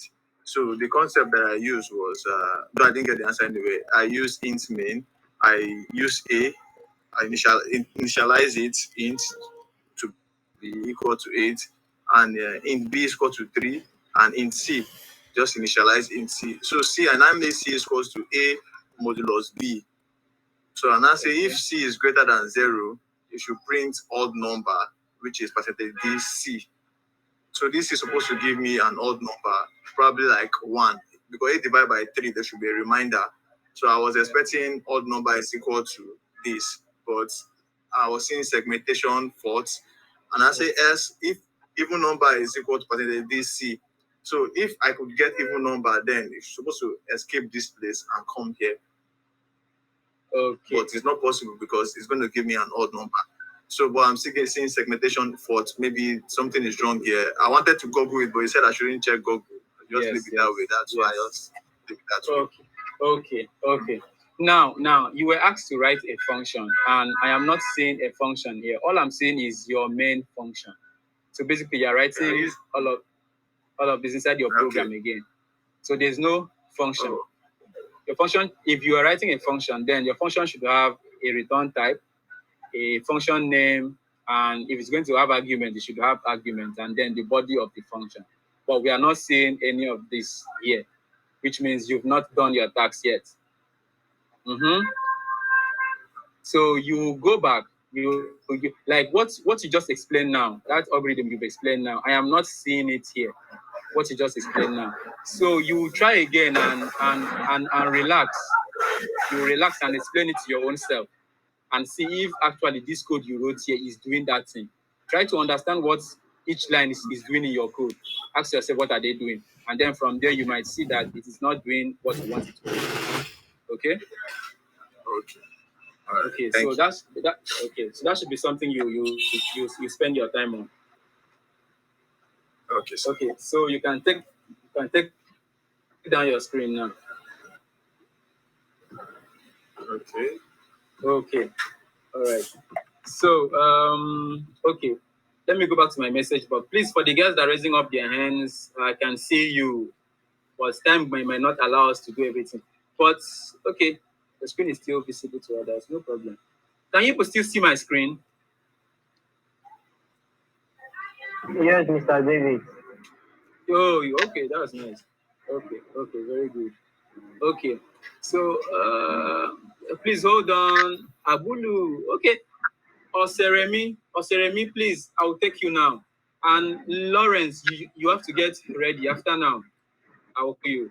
Then Gibson, and we should stop somewhere there. I'm not done yet. You are not done yet. Okay, I'll give you more time. Okay. Mr. So David. Jimmy, are you done? Please hold on, okay? I'll call on you. Don't worry. So Lawrence, Jimmy, please, if you are there, unmute your mic. Okay. Right. But I thought you were not going to call again for solving task. Okay. But So what task did I give you? You said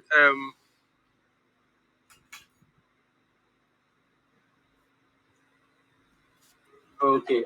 So if I may ask, how would you do that? Okay. Remember, so the other girl just now, she did as function. She didn't. She just said void, and she put her function and just emptied, no argument and stuff. So I was thinking, if I'm going, I'm thinking if I say void lower, then I put my character argument in the parentheses after the void, then I put lower as my function. Yes. Okay, and then I put character. Let's say character X. S. It takes the character X. Yes. Okay. X. So, X like X. So no. Let's just anything. Okay, it could be X. So I say I use the for loop. Okay. What will you do? No. I because I already have the argument. So I declare the variable X equals to. Okay, so I should write X. I should write X equals to. No. Just write for char X, then semicolon. I don't understand. I should write the for keyword. No, not for, like char X. I should just write char X like this. Then semicolon. Semicolon like this. Yes. Yeah, then come down, then assign X to character small letter A. Like this. Yeah, put it in a colon. A string. Yeah. Okay. Then do my for loop. Okay, what should I do in your for loop? For loop, X, since I've already declared the character, X should be equals to the A. The what? The A, yeah. Like this. Yes, then semicolon. Then space. Then X should, if X, X should be less than or equals to Z. Okay. Okay, so increase X, that's X plus plus. X plus plus, okay. Okay, so then return. Okay, so Okay, so yeah, return. Then return like this. Yeah. No, not return. Sorry, print. Sorry, my bad. Sorry. What should I print? So print F into character, double colon. Then the percentage sign. Okay. Okay. I think I don't know if I should put a string or a character. Okay, let's try C. Okay. Okay, C slash N to a new line. Okay. Back end then. Okay. Then comma. Character. X. Sorry, just X. Okay. So we'll come down to create our output. Int main. Okay. This now, right? We already have this for you.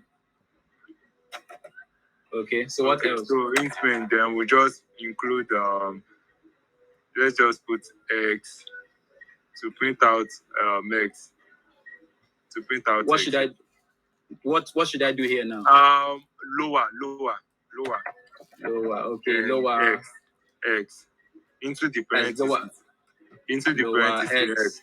Okay. I should do lower X. Okay. I should run the code now. Okay, let's try it. Okay, no problems. Thank you. That solves my own error. Anyway, thank you. Does it? Okay, wait. What is it saying?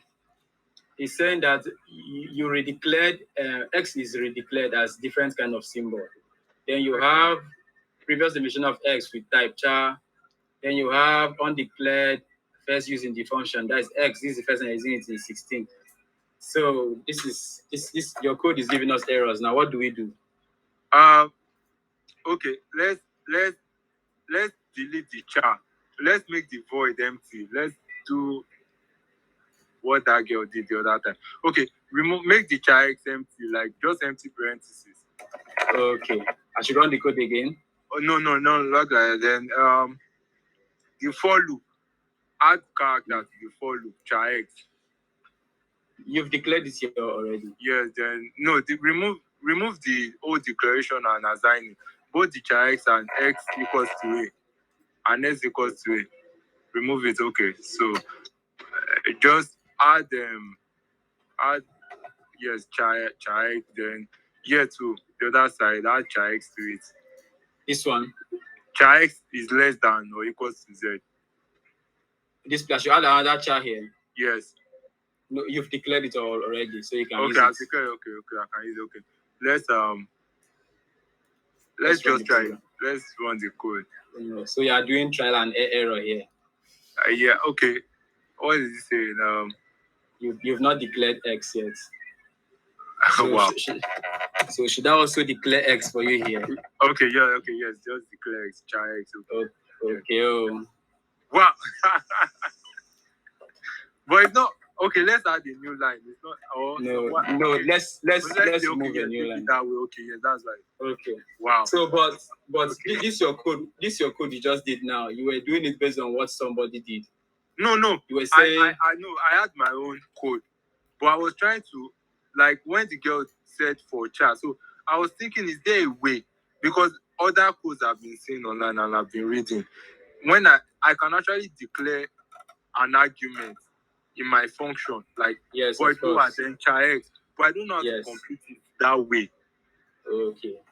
So now, let's say we put char X in our parentheses now. Is there a way we could like print an output for it?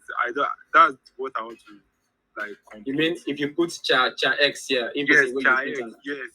Now, what do you want to do? What do you want to use the char X for? That's the question. So I won't have to put char in my for argument, like my for loop. I don't want to have char in my for loop. If you say let's do that. I don't want this char on my for loop. Yes, I understand what you're saying. Yes. This is what you mean, and I run your program. Of course, it's going to work. Okay, that means I'm okay. So you've learned something. So all I have to do, if I don't put the char in my function, then I have to put it in my for loop. Yeah, you can. Anyway, you can. As soon as you declare, you can. I think if I should remove it from here and declare it. Declare it. Yeah, you should still have the same thing. Okay, that means it's for my output. I didn't declare it for my output then. Okay. I get it now. Thank you. Okay. Thank You're you. welcome. Yeah. So I'm happy that you've been able to learn at least, even if it is one thing today. Okay. So I believe every other person. Okay. So I want to believe that every other person in the background is speaking out one or two things from this. Okay. Because this is a very good practice too. You see the way you're explaining to, you get to understand that okay, something is missing, and you got to also see that other people are solving. Okay, Akpan. Okay, sorry, I'm missing somebody. Study Duxin. Duxin, please, let's hear from you. You said write a program to perform printing the multi-line for 1 to any person. Okay, good. Dixon, are you here? You are here, please. Yes. Let me see. Yes. Okay, please share your screen.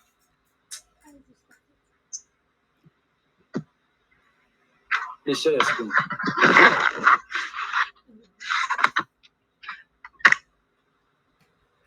Okay. Are you using your phone? Yes, I'm using my phone. Wow. And you were able to use the right. Okay.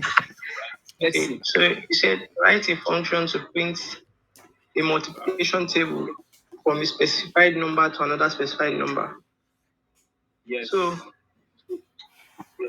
I declared created a function called tempfunc having two integer arguments, minimum and maximum. It's very, very hard for me to actually see your screen. Okay. What about now? Can you see now? No, it's still very hard for me to see your screen. Still very hard. What you can help me to do here is help me copy your code, paste it in the chat box. Then I will copy it and paste it so that everybody can see it. Okay.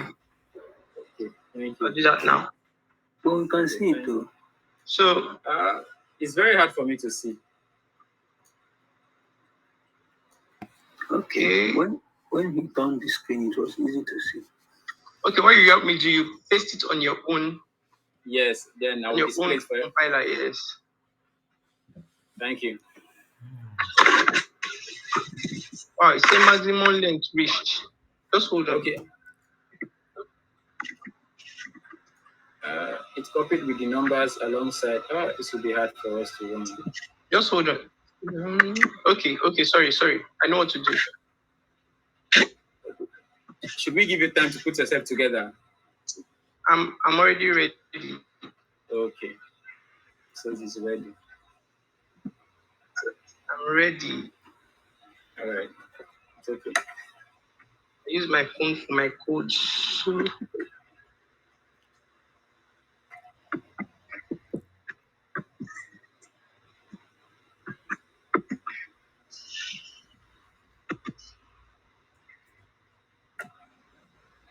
Okay. Are you still trying?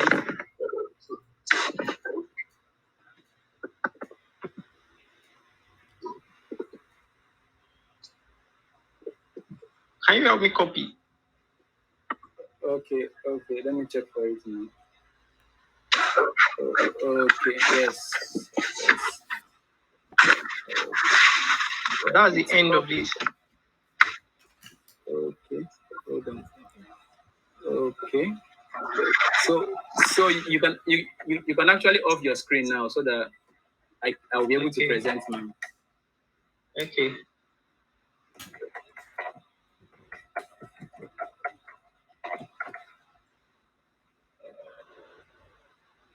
Okay. So everybody should be able to see my screen in a minute. Okay. So my screen is on now, and I believe you can see your code, right? Yes. Okay. So please. Your task was to write a function to print the multiplication table from a specified number to another specified number. Okay.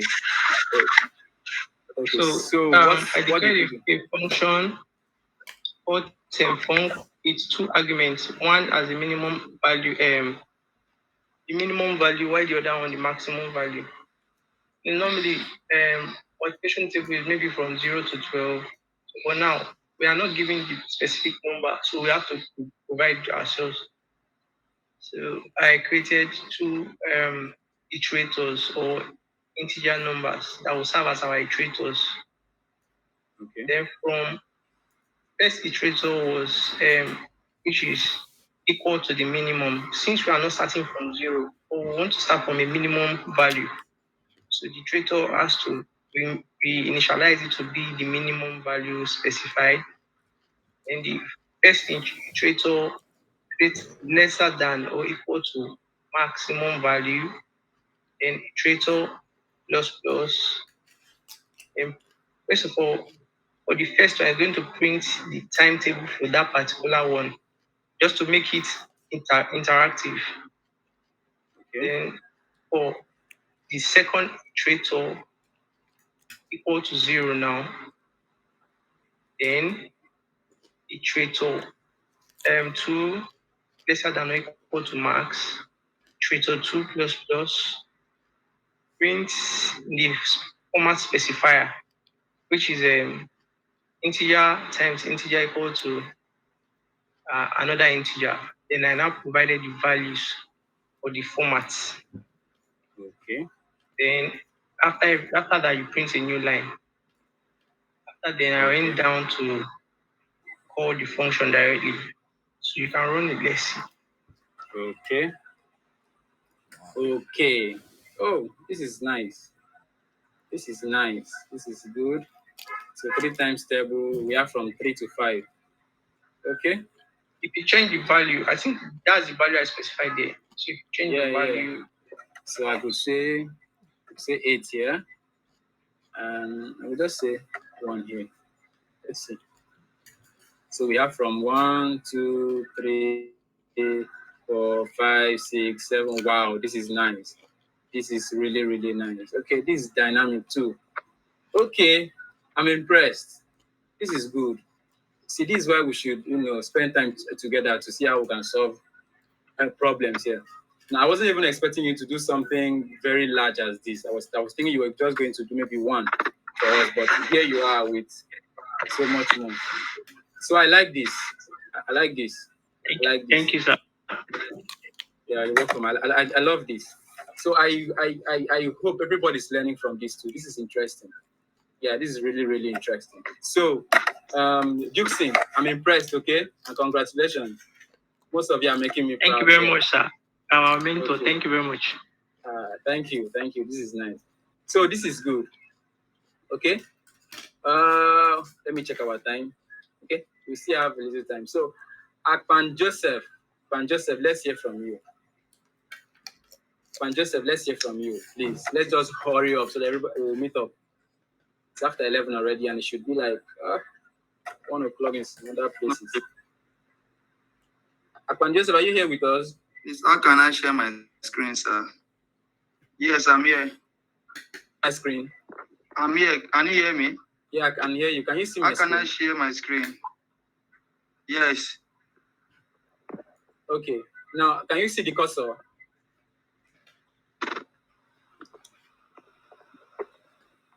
Can you see my mouse?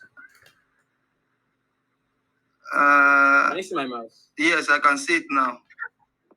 Okay. Yes. So this is the icon you use in sharing your screen. You click on it, it will bring up another interface. You see your screen in a smaller tab. Then you then click on that your screen and click on share to now share your screen. Okay. Okay, please try that. Let's see. Click on it to bring up. Is using a laptop? I'm using a phone. I'm using a phone. Okay, hold on. It's going to be hard for us to also see it from your phone. So copy the code and paste it in the our chat box here. So I can copy it and I will. Can you hear me? Okay. Don't share your screen. Yes. Okay, just copy your code and paste it in the chat box. Then I will copy it and I will paste it in my compiler. And then you help us explain it while I'm pointing at the screen for you. Okay. But I'm using program is, can you copy? Yes, of course. You just click and select all. Just click and hold, and then you select all. Okay. Okay, please. Let's try and hurry up. Mr. David. Yeah, Ezebon, I know. When I was looking for you, you were not around. You left us. I know. Okay, did I give you a task, You Ezebon? did not. I've not set up my programming code. Okay, don't worry. Everybody will get it. Everything is on GitHub. I'm going to load all these tasks there for everybody to actually attend. What I'm doing here is for all of us to see how everybody can follow along. Okay, so never to worry. You will get to do your tasks. Akpan, I've not seen your tasks. Should I move on?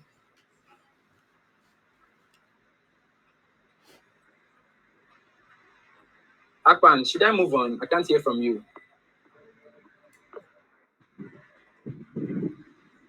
Okay, I don't know if I missed Akpan there.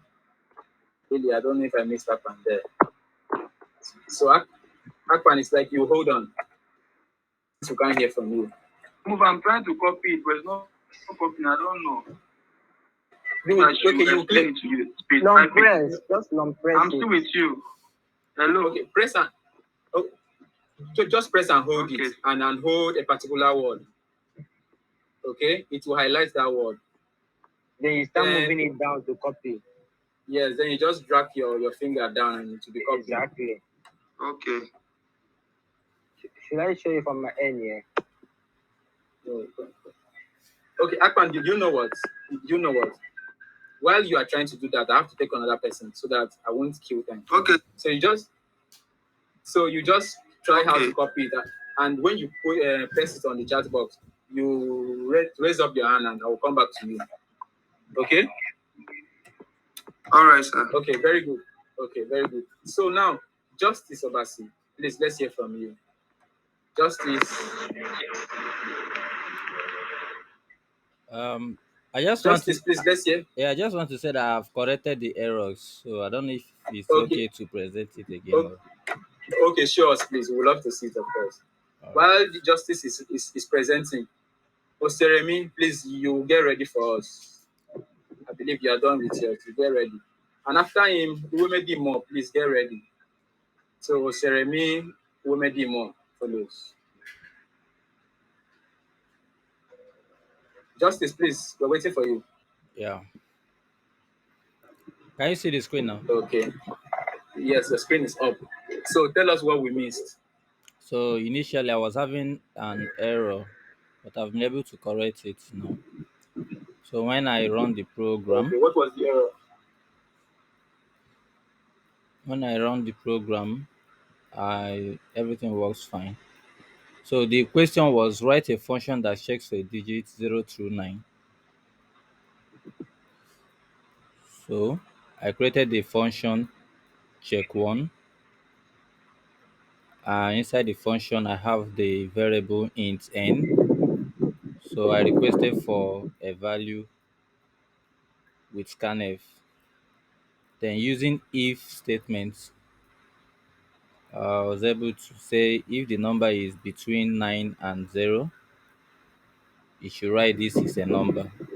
If it's above 9, say this number is above 9. And if it's something else other than a number, it should write this is not a number. So okay, I now called the function in the int main and input n as the argument. So when I run it, I will have, let me assume I put any number. Tell me any number to put. Put 5. 5. Press enter. Say this is a number. Okay. Run the program again and put k. K. Yes. This is not a number. This is not a number. Okay. I have a question for you. Okay. I have a question for you. So while you declare your function, you pass in argument. May we know what the argument is for? Because I don't really see you using your argument. Where? When you declared your function, void check, in the parentheses, you have int a value. May we know what that particular argument is for? This, okay. It's just to let you know that it's supposed to return an integer number or a value. Although I know I can do without it, but I just put it there anyway. Are you there? Can you hear me? Yeah, I can hear you now. So tell us, what is the argument for? I said I add the arguments to let the function return an integer value. Although I know I can do without that argument, but I just put it there anyway. Okay, okay. But if okay, you just put it there. Let us just assume that you just put it there for no reason. But if it's not for anything, then you should not have it there. Let me take it out. Okay, for you to have an argument, yeah, for you to have an argument means you are going to use it. Yeah. So run your code. Let's see. It still work. And then scroll down to your main function. Scroll down to your main function. Okay, so which means when you are calling your function, you should not pass in argument. Yeah. Okay? Yes. Okay, so you can remove that and run it to still work. Now, the question I will have for you, you answer me this question later on in my inbox. How come you do not give your function an argument?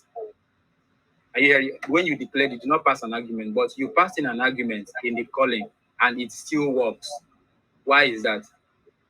That's a question for you. I didn't understand the question, please. Okay, let me ask you again.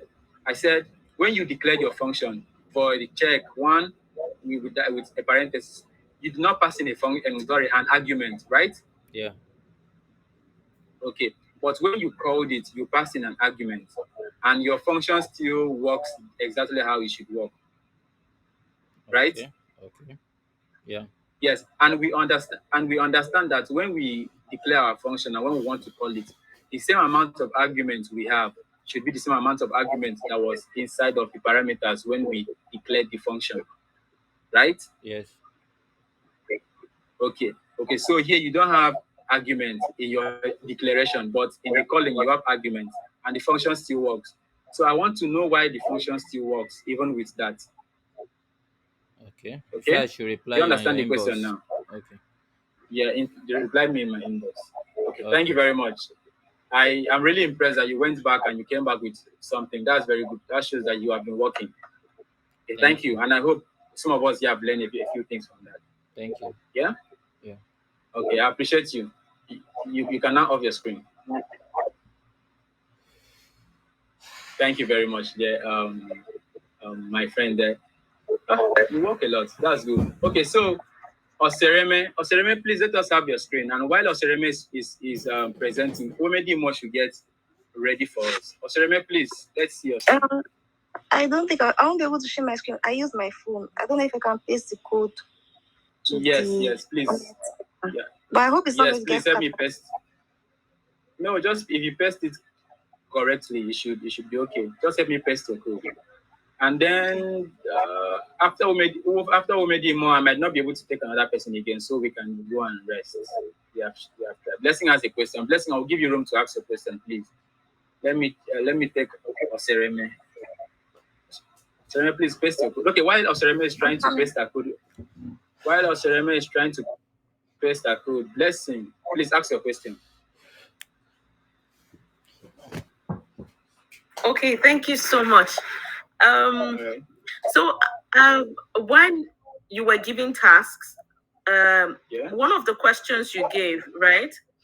You said I can't remember exactly how the question was put, but it was saying that the person should write a code that a function, that returns whether an integer is even or odd. Okay. Right? Yeah. Now, I decided to attempt it, but I noticed something. Okay.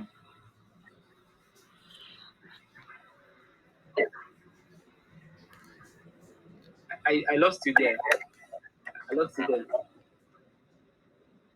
Yeah. I declared my variable instead of putting in an argument. right? Okay. Yeah. Can you hear me? Yes, I can hear when you. I ran the code, when I ran the code, even the odd numbers were telling me it's even. So I don't know if there's a specific reason why this is happening. Okay, you said you declared your variables. Okay, I lost you a bit there, so please. Yes, but I didn't put in an argument.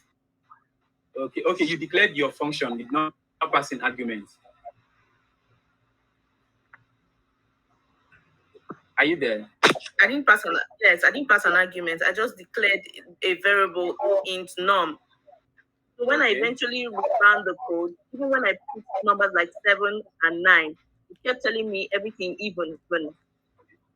Okay. So until I copied it and put it in as an argument, then it started working properly. I don't understand. I don't know if there's a particular reason why that's. Yeah, I've not seen your code to know what really happened, but perhaps your conditions. I assume you use if statement. Yes, I did. Okay, perhaps it is your conditions. So you can maybe paste me the code either anywhere I can see it, and then I'll check it and also analyze it and know why it happened. Okay. So it's something. You're welcome. It's something I have to get back to the class too, so that everybody can also learn why it happened like that. Okay. All right. Thank you. Yes. You're welcome. Thank you. Thank you so much, sir. All right. So, Osereme, I will have you now. Please, sorry for the delay. So, okay, so your code is on my screen now. That is not all. Okay. Sorry about that. So, this is the. Okay. Okay. Sorry.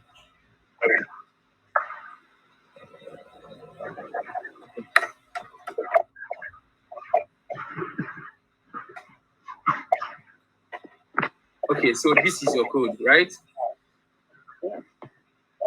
Okay, so please explain to us what is going on. So I declared a variable f1 to do the counting from 1 to 100. Okay. And then I made an if statement that if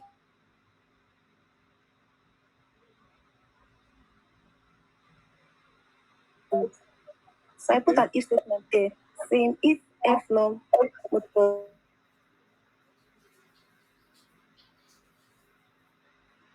so divided by 2, it has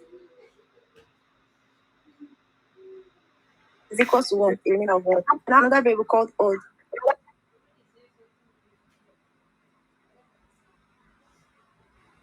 Which made it equal, so that the total will now be equals to f num plus the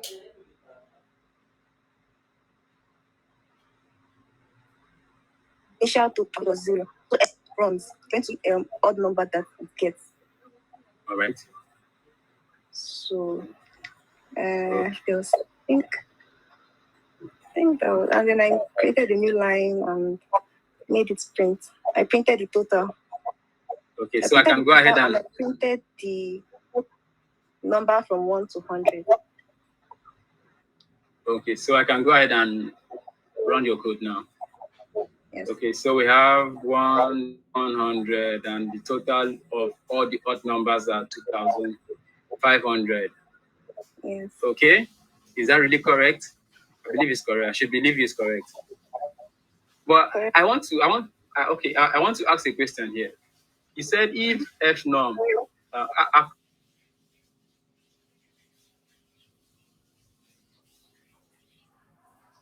dividing it by 2, it has a remainder like maybe 4. What should happen? It's not possible. It's not possible. Why is it not possible? There's no number that when you divide by 2, it's not possible. Okay. Because if I actually divide by 4 now, if you divide 101 by 2, so it will be 1. If you divide 1,001, Okay, so I have asked about 4 persons this question today, and this is the first time somebody is actually giving me a reply. On our GitHub repository, after some pull requests, I asked a couple of persons, okay, what if after dividing by 2, it happens to remain like 4 or any other number? I've not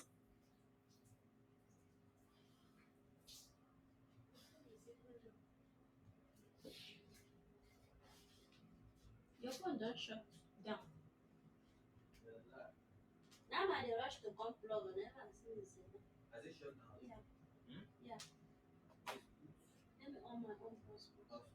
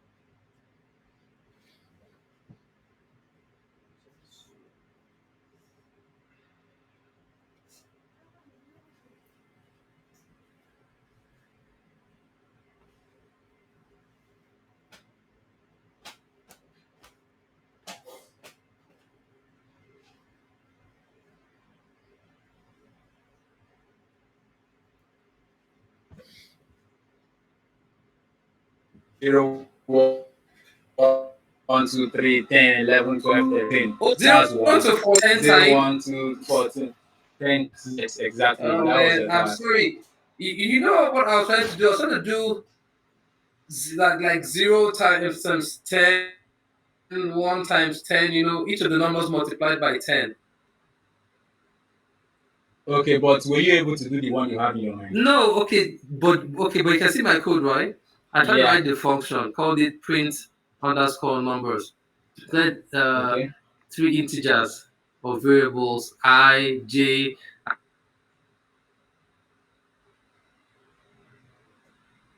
and the I less than equals to 14, I plus plus. Then mul is the multiplication of I and J. Then print that. Okay. First of all, let me just point out, although your code is not doing what you wanted it to do, but let me just point out one of the errors I noticed here. So in your for loop, in your for loop, now you need to go back and check for loop.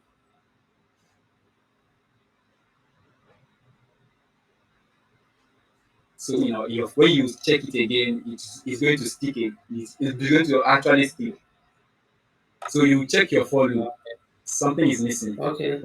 I believe this for loop like 1,000 different times. So no, yeah, that's why you have. That's why you have your notes with you. That's why that GitHub repository is there. Okay, no problem. So you can always go back and check it. I believe if your for loop was good,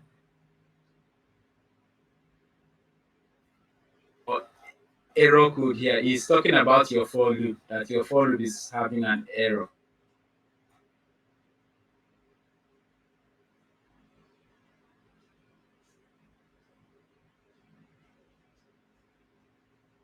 Complete and it's not having a body. So go back and check your for loop. So I believe it's going to point you at something. You said it's not having a body. The arguments are not complete and it's not also having a body. I can't see a body in your for loop.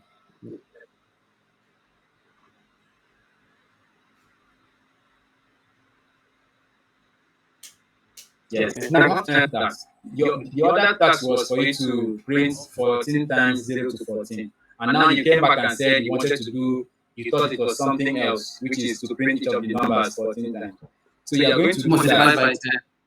Okay, so you are going to do that particular one you wanted to do, and also do the other one that you have to print 0 to 14. Oh, man.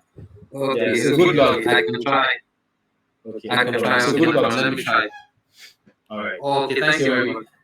You're welcome. So you can now stop sharing your screen. And well done. I like the attempt. At least you are doing something. You know, when you get your hand into the real stuff, it's something. I'm always happy to see that you are following up. So it's good. Okay, let me try both of them. Thanks. Okay, no problems. So you can help me take down your screen now.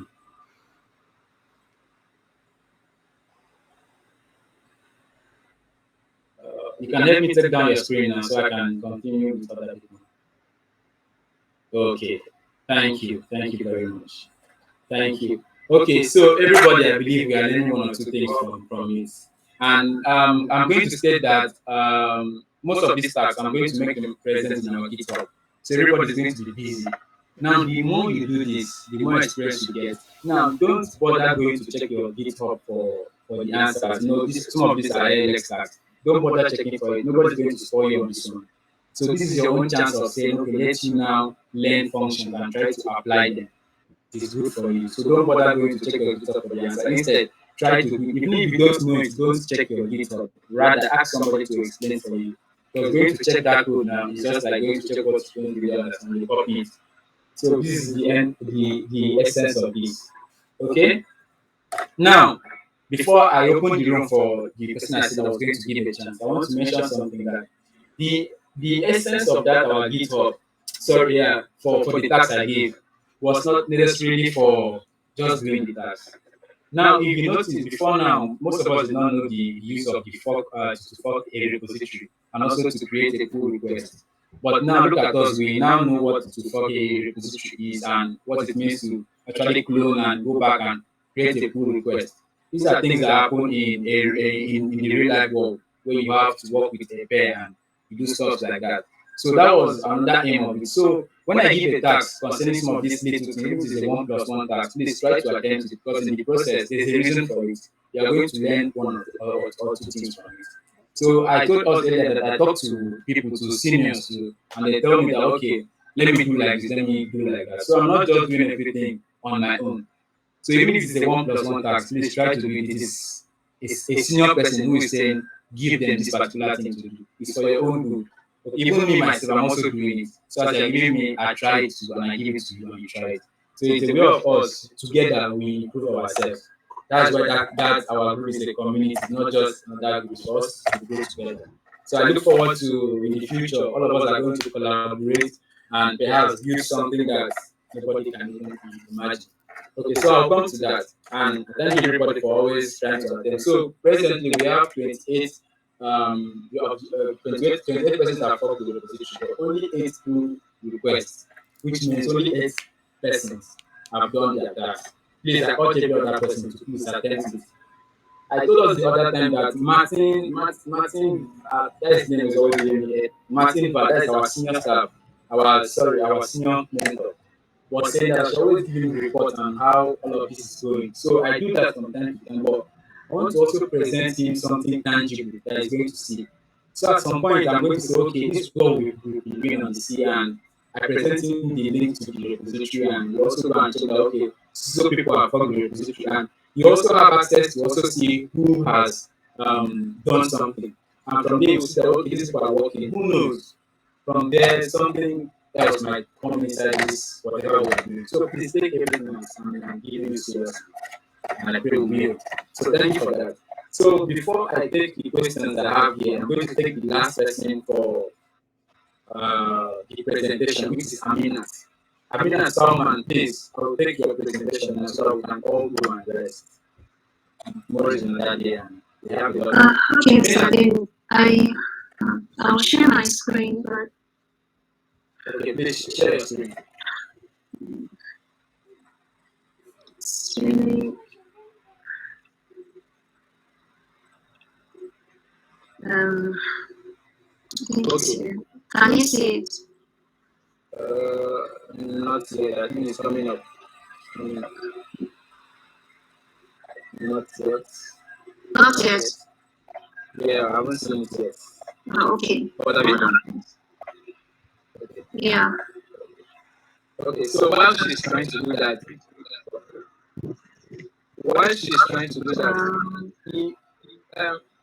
is there one minute your mic? No, not yet. Can't see your screen. Okay. So while you're trying to put yourself together, I want to ask for somebody's name, please. If your GitHub username is Marian, please after now try to inbox me on WhatsApp. Let's talk about our tags. Okay, so if your GitHub name is Marian, something like that, please try to inbox me on WhatsApp. I have something for you. So Aminat, I can see your screen. Yeah. Yes, but can you see it now? Yes, I can see. What was your task, please? You asked me to write a number, letter A to Z, and I should write a function that prints A to Z 14 times. And okay. Yes, initially I wrote it and it printed A to Z, but I don't know why this error is here now. I don't know what I did. I don't know why it is running an error. I have checked the parentheses. Okay, explain your code. Okay, fine. When I printed this at first, it wrote A to Z on a straight line, and it was really jam-packed. So I was wondering how people were able to space their letters. Okay, I will tell you how to do that. Oh, okay. Then I couldn't print it out 14 times. So okay, give me a rundown of your code from the place you commented to the line 20. From there, you might be able to point out your error. Yeah, start from line 1 and explain to line 20. You will see your error. Okay, so I called on void and I named my function write letters with a open and close brackets. Then I opened the and I opened the parentheses. Then because it's letters, so I said char letters. Then I wanted to use the for loop. So I did for then I opened the brackets, the char letters, which I already named, is equals to A in, like this. In quotes. Yes, in quotes. Then the letter less or equals to Z, because I'm going to write A to Z, then letter plus plus, which is continuous. So I printed modulo C because it's char, then letter.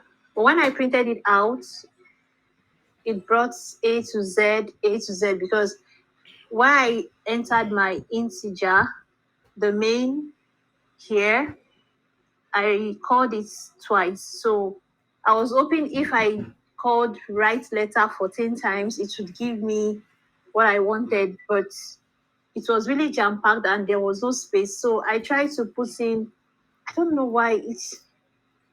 Okay. Explain your code till the end, please. Okay, done. Yeah, so I called on write letters twice. So it showed A to Z in a jam-packed way 2 times. So I don't know what You've not explained your code till the end yet. You've not gotten to line 20. Line 20. Oh, Yeah. so there was return here, but it's complaint about the return 0. So I removed it. It was Okay. complaining about it. Okay, and also remember that each of the keywords in any programming language are case sensitive. Okay, So return should be in small letter. And Yeah, it was giving me these void right letters. okay, hold on. Let's try to tackle it one after the other. And also, are you sure where your return is? That's where it's supposed to be.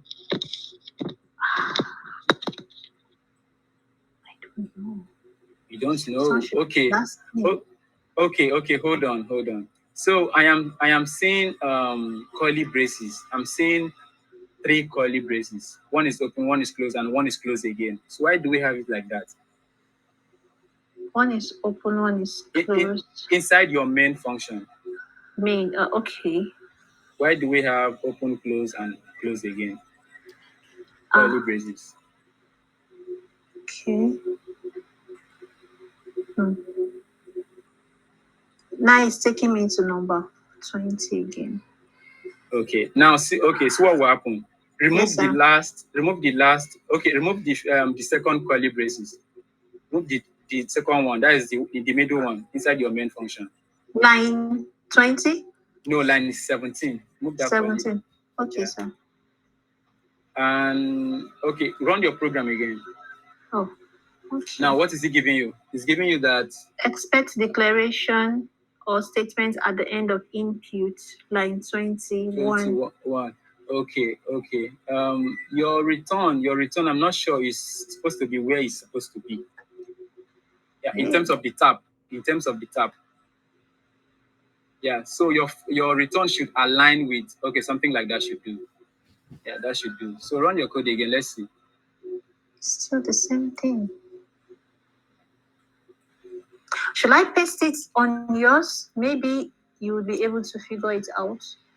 Yeah, something is wrong here, but we've tried to. Okay, but let me tell you about the space. The space of the thing is check your printf where you have the modulo C.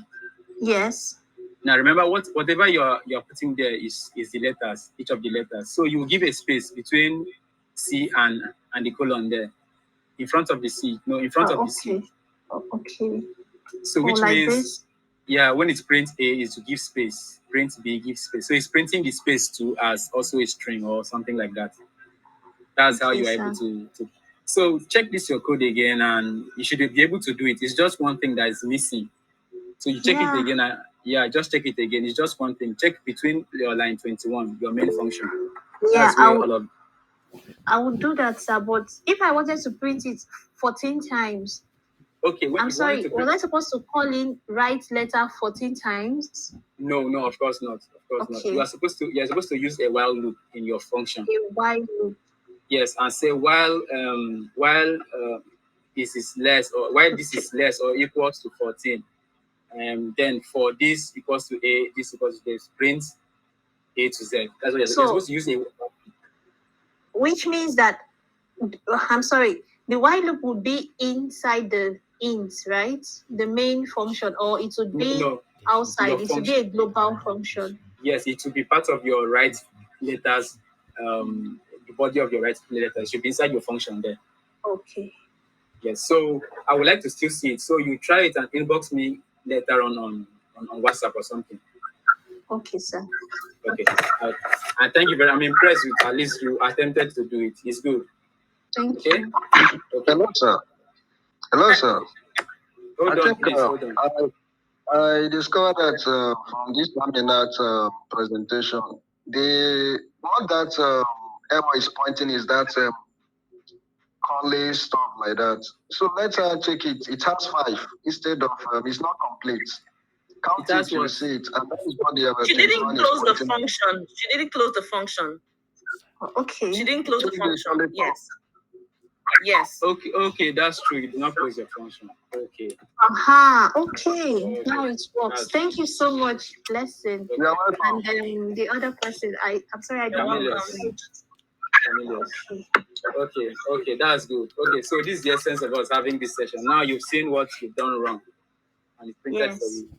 So if you're supposed to add a new line so that you start, okay, no, that's your task. Just go and print it 14 times, please. Okay. And come back to me. I would love to see that. Thank you. Okay. Okay, so you can stop sharing your screen now. Yeah, I'll do that now. Okay, so some person's hands are up, and I want to tell you that I'm out of my battery here, so I could go off at any time. So I'll just rush in and give you a chance to speak. Thomas, please ask your question, or just be brief, please. All right. My question is about the GitHub forking and pulling of requests.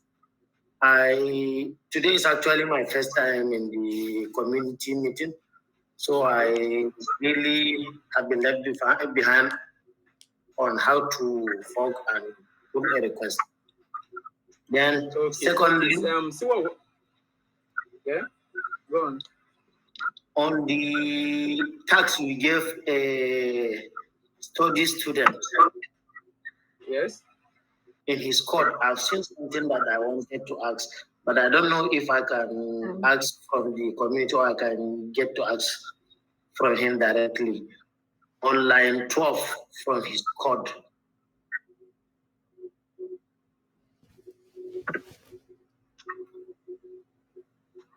Hello?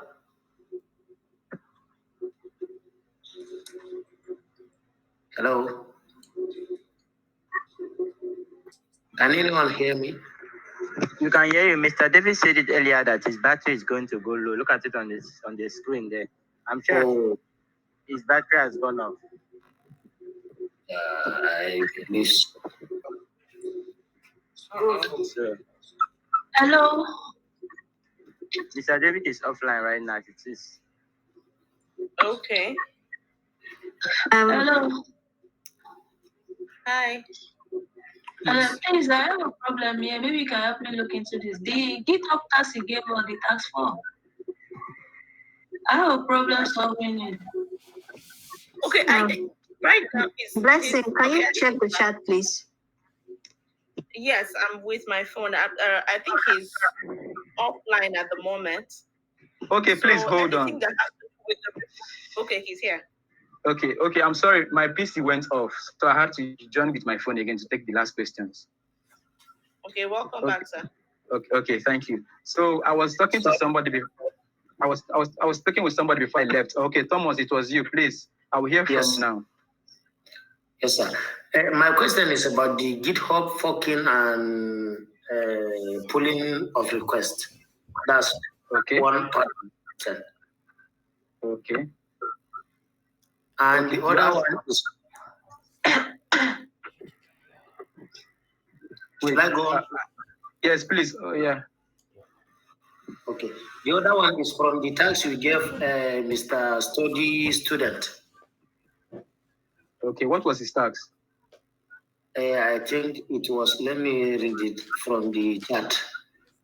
Because Okay, what do you want to attempt the task? There is a line of code that I did not understand what he did there.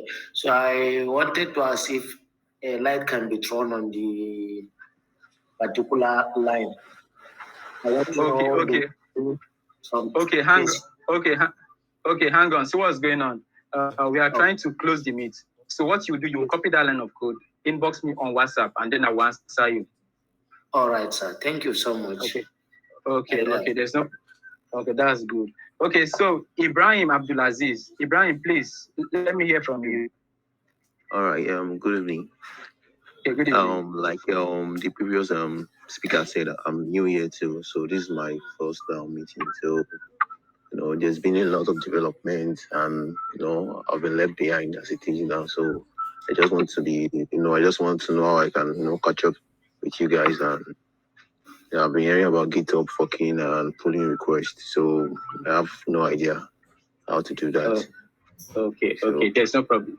As far as you are in the community, you are always going to catch up.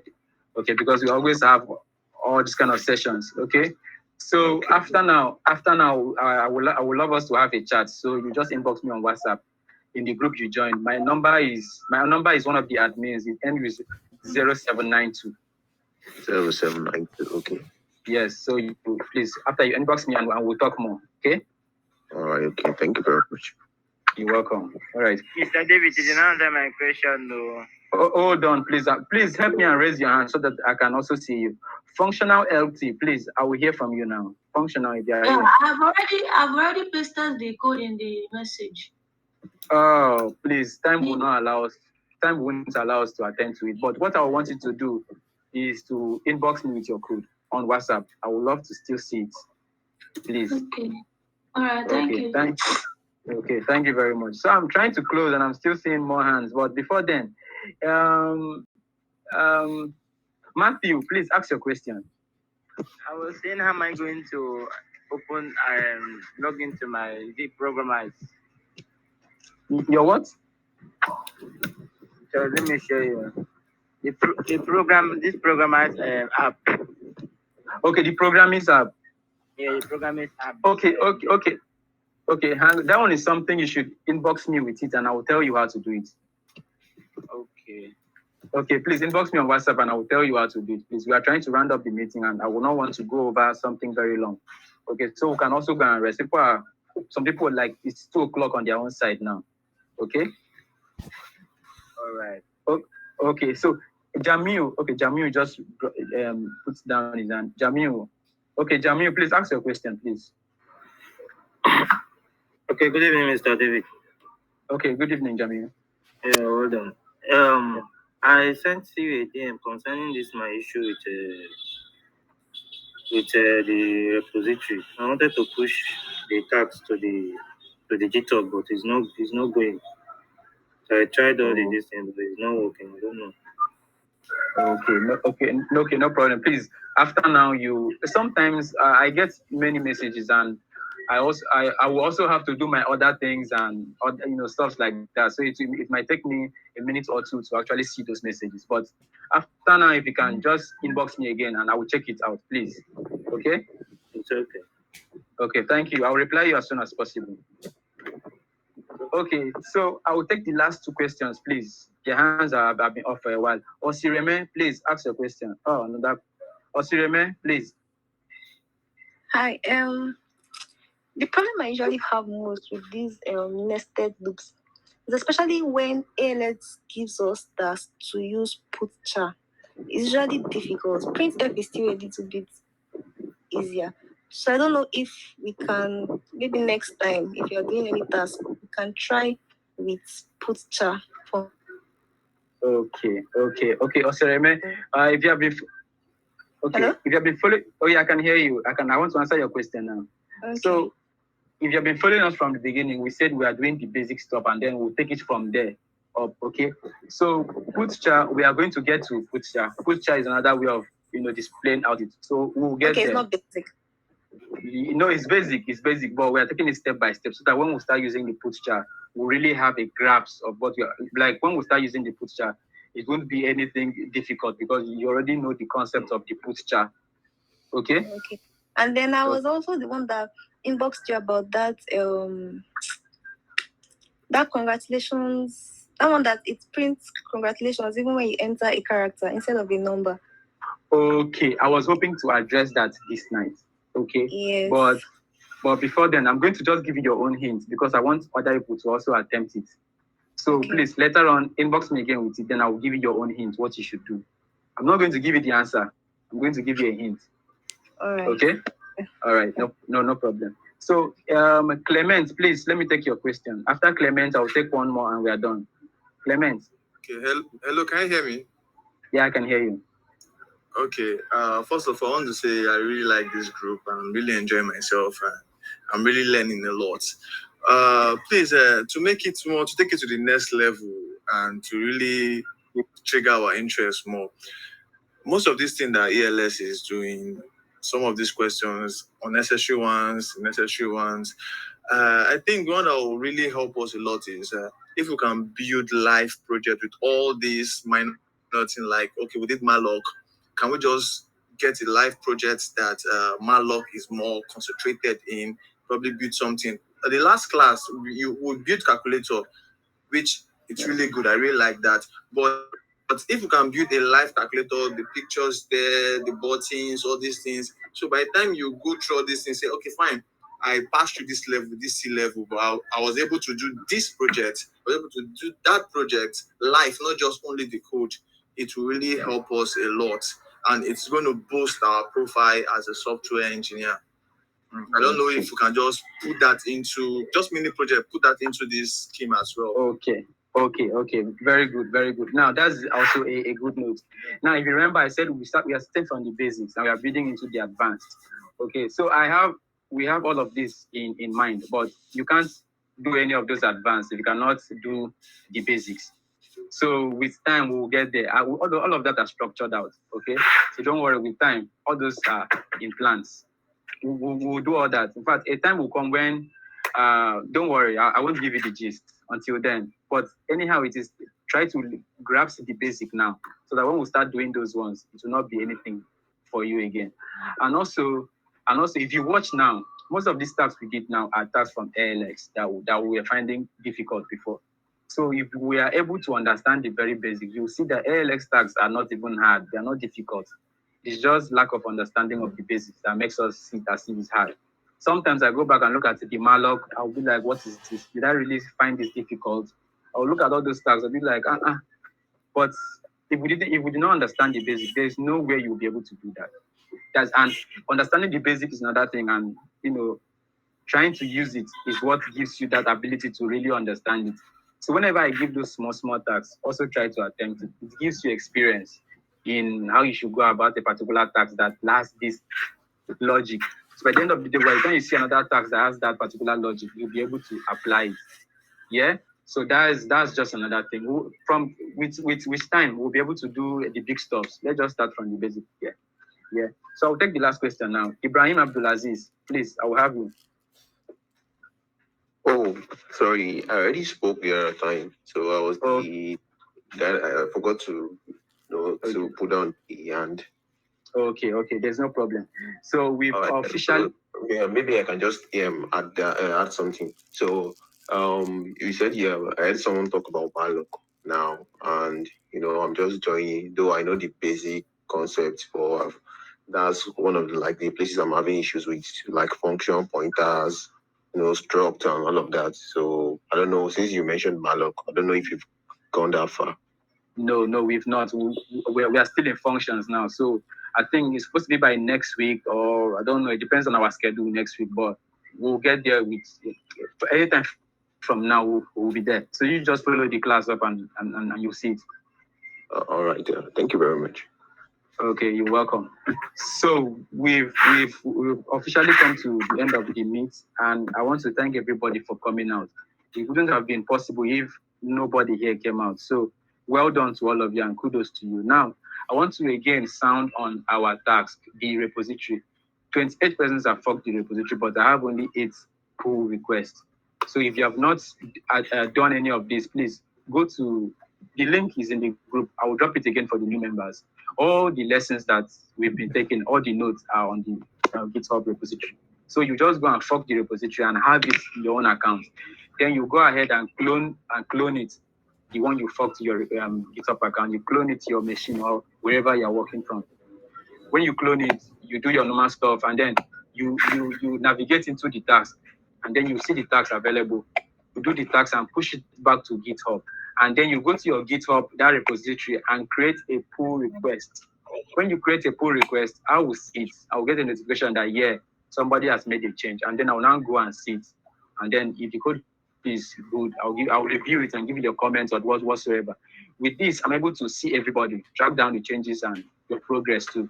So please, let's us try to do this if you have not done it. I'm going to be adding more tags from the functions and previous things we've done by tomorrow morning. So by tomorrow morning, if you have already forked the repository, go back to the one you forked in your own account, and then on the screen there you will see sync fork, or anything like sync. You just click on that sync. It will now bring down the changes that I have made inside the GitHub repository. and then you can now start doing those tasks again, and then you push and I'll go and check. Remember, these tasks are for our own good, so that you can have hands-on experience on doing these things. Now, see how we are able to do functions that was difficult, but now it's a piece of cake. And also, to end the class, there's more to functions than what we just learned today. So by the next class, we'll be treating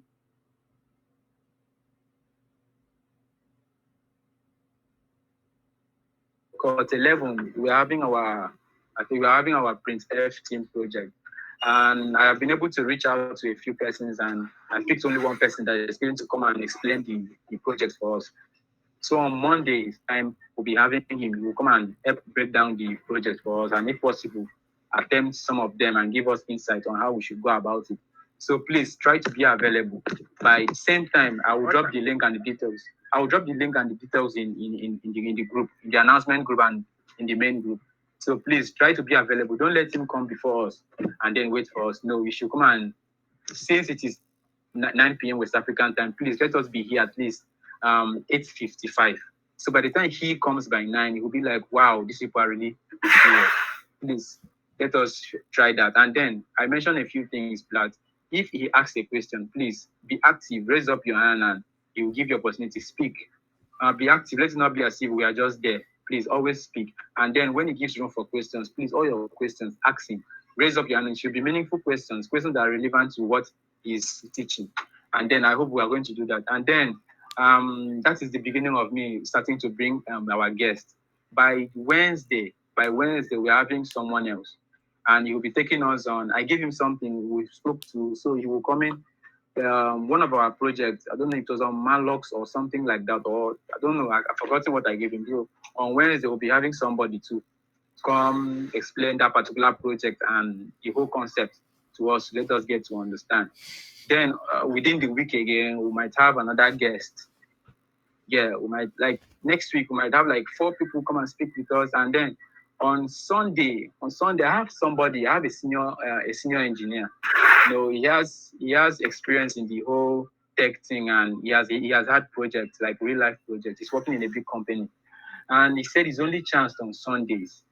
So I'm going to create a poll on the WhatsApp group if we should hold that session on a Sunday, so he can come speak with us. Now he's not coming to let's say teach us anything, but he's coming to speak with us, to give us insight on what it is, on how it is out there in the real world, and then advise us, tell us what we could be doing, stuff like that. And then we'll ask him questions on things that have been bothering us about the whole software engineering and tech thing. So that is what I invited him for on. It is on a Sunday, but I'll create a poll if we should have that session on Sunday, because his only chance on Sundays. That one now is in our hands.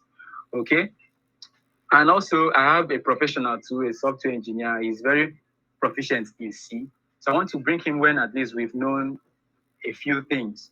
So yeah, I'll book a session for him too, and he will come help us like break down some of it's going to be a question and answer session. So you get to ask him the tough questions, and he will take care of that.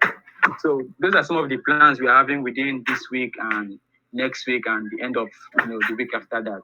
So please let us prepare our minds and know that this community is not just anyhow community. It's something that is going to help us grow. So we should dedicate ourselves and do whatever I say we should do, because I'm taking instruction from a senior too. So with this said, you officially end the meet now. You can now unmute your mic and tell a few persons good night and meet your friends. So you can unmute your mic now. Blessing, guys, everybody. Blessing, are you there? Yeah, Blessing is here. What's your name on WhatsApp? I'm learning better on the group. Okay. Thank you, sir. Really nice meeting you. David. Okay, guys. I'm ready. Bye, guys. I have a chance. Okay, thank you. Thank you. Bye-bye. I have so many questions for him, Mr. Terry, tomorrow. Yeah, no problem. I'm always available. Okay, sure. Please, I just check WhatsApp. I send message concerning my bit of. There's no problem. I will attend to you very soon. Thank you, sir. Yeah, thank you. Mr. David, I've sent you a message. There's no problem. I'm going to attend I to don't know, it. maybe I want to be sure of your number. What's your WhatsApp number? It ends with 0792. 0792. Okay, thank you. I've started it.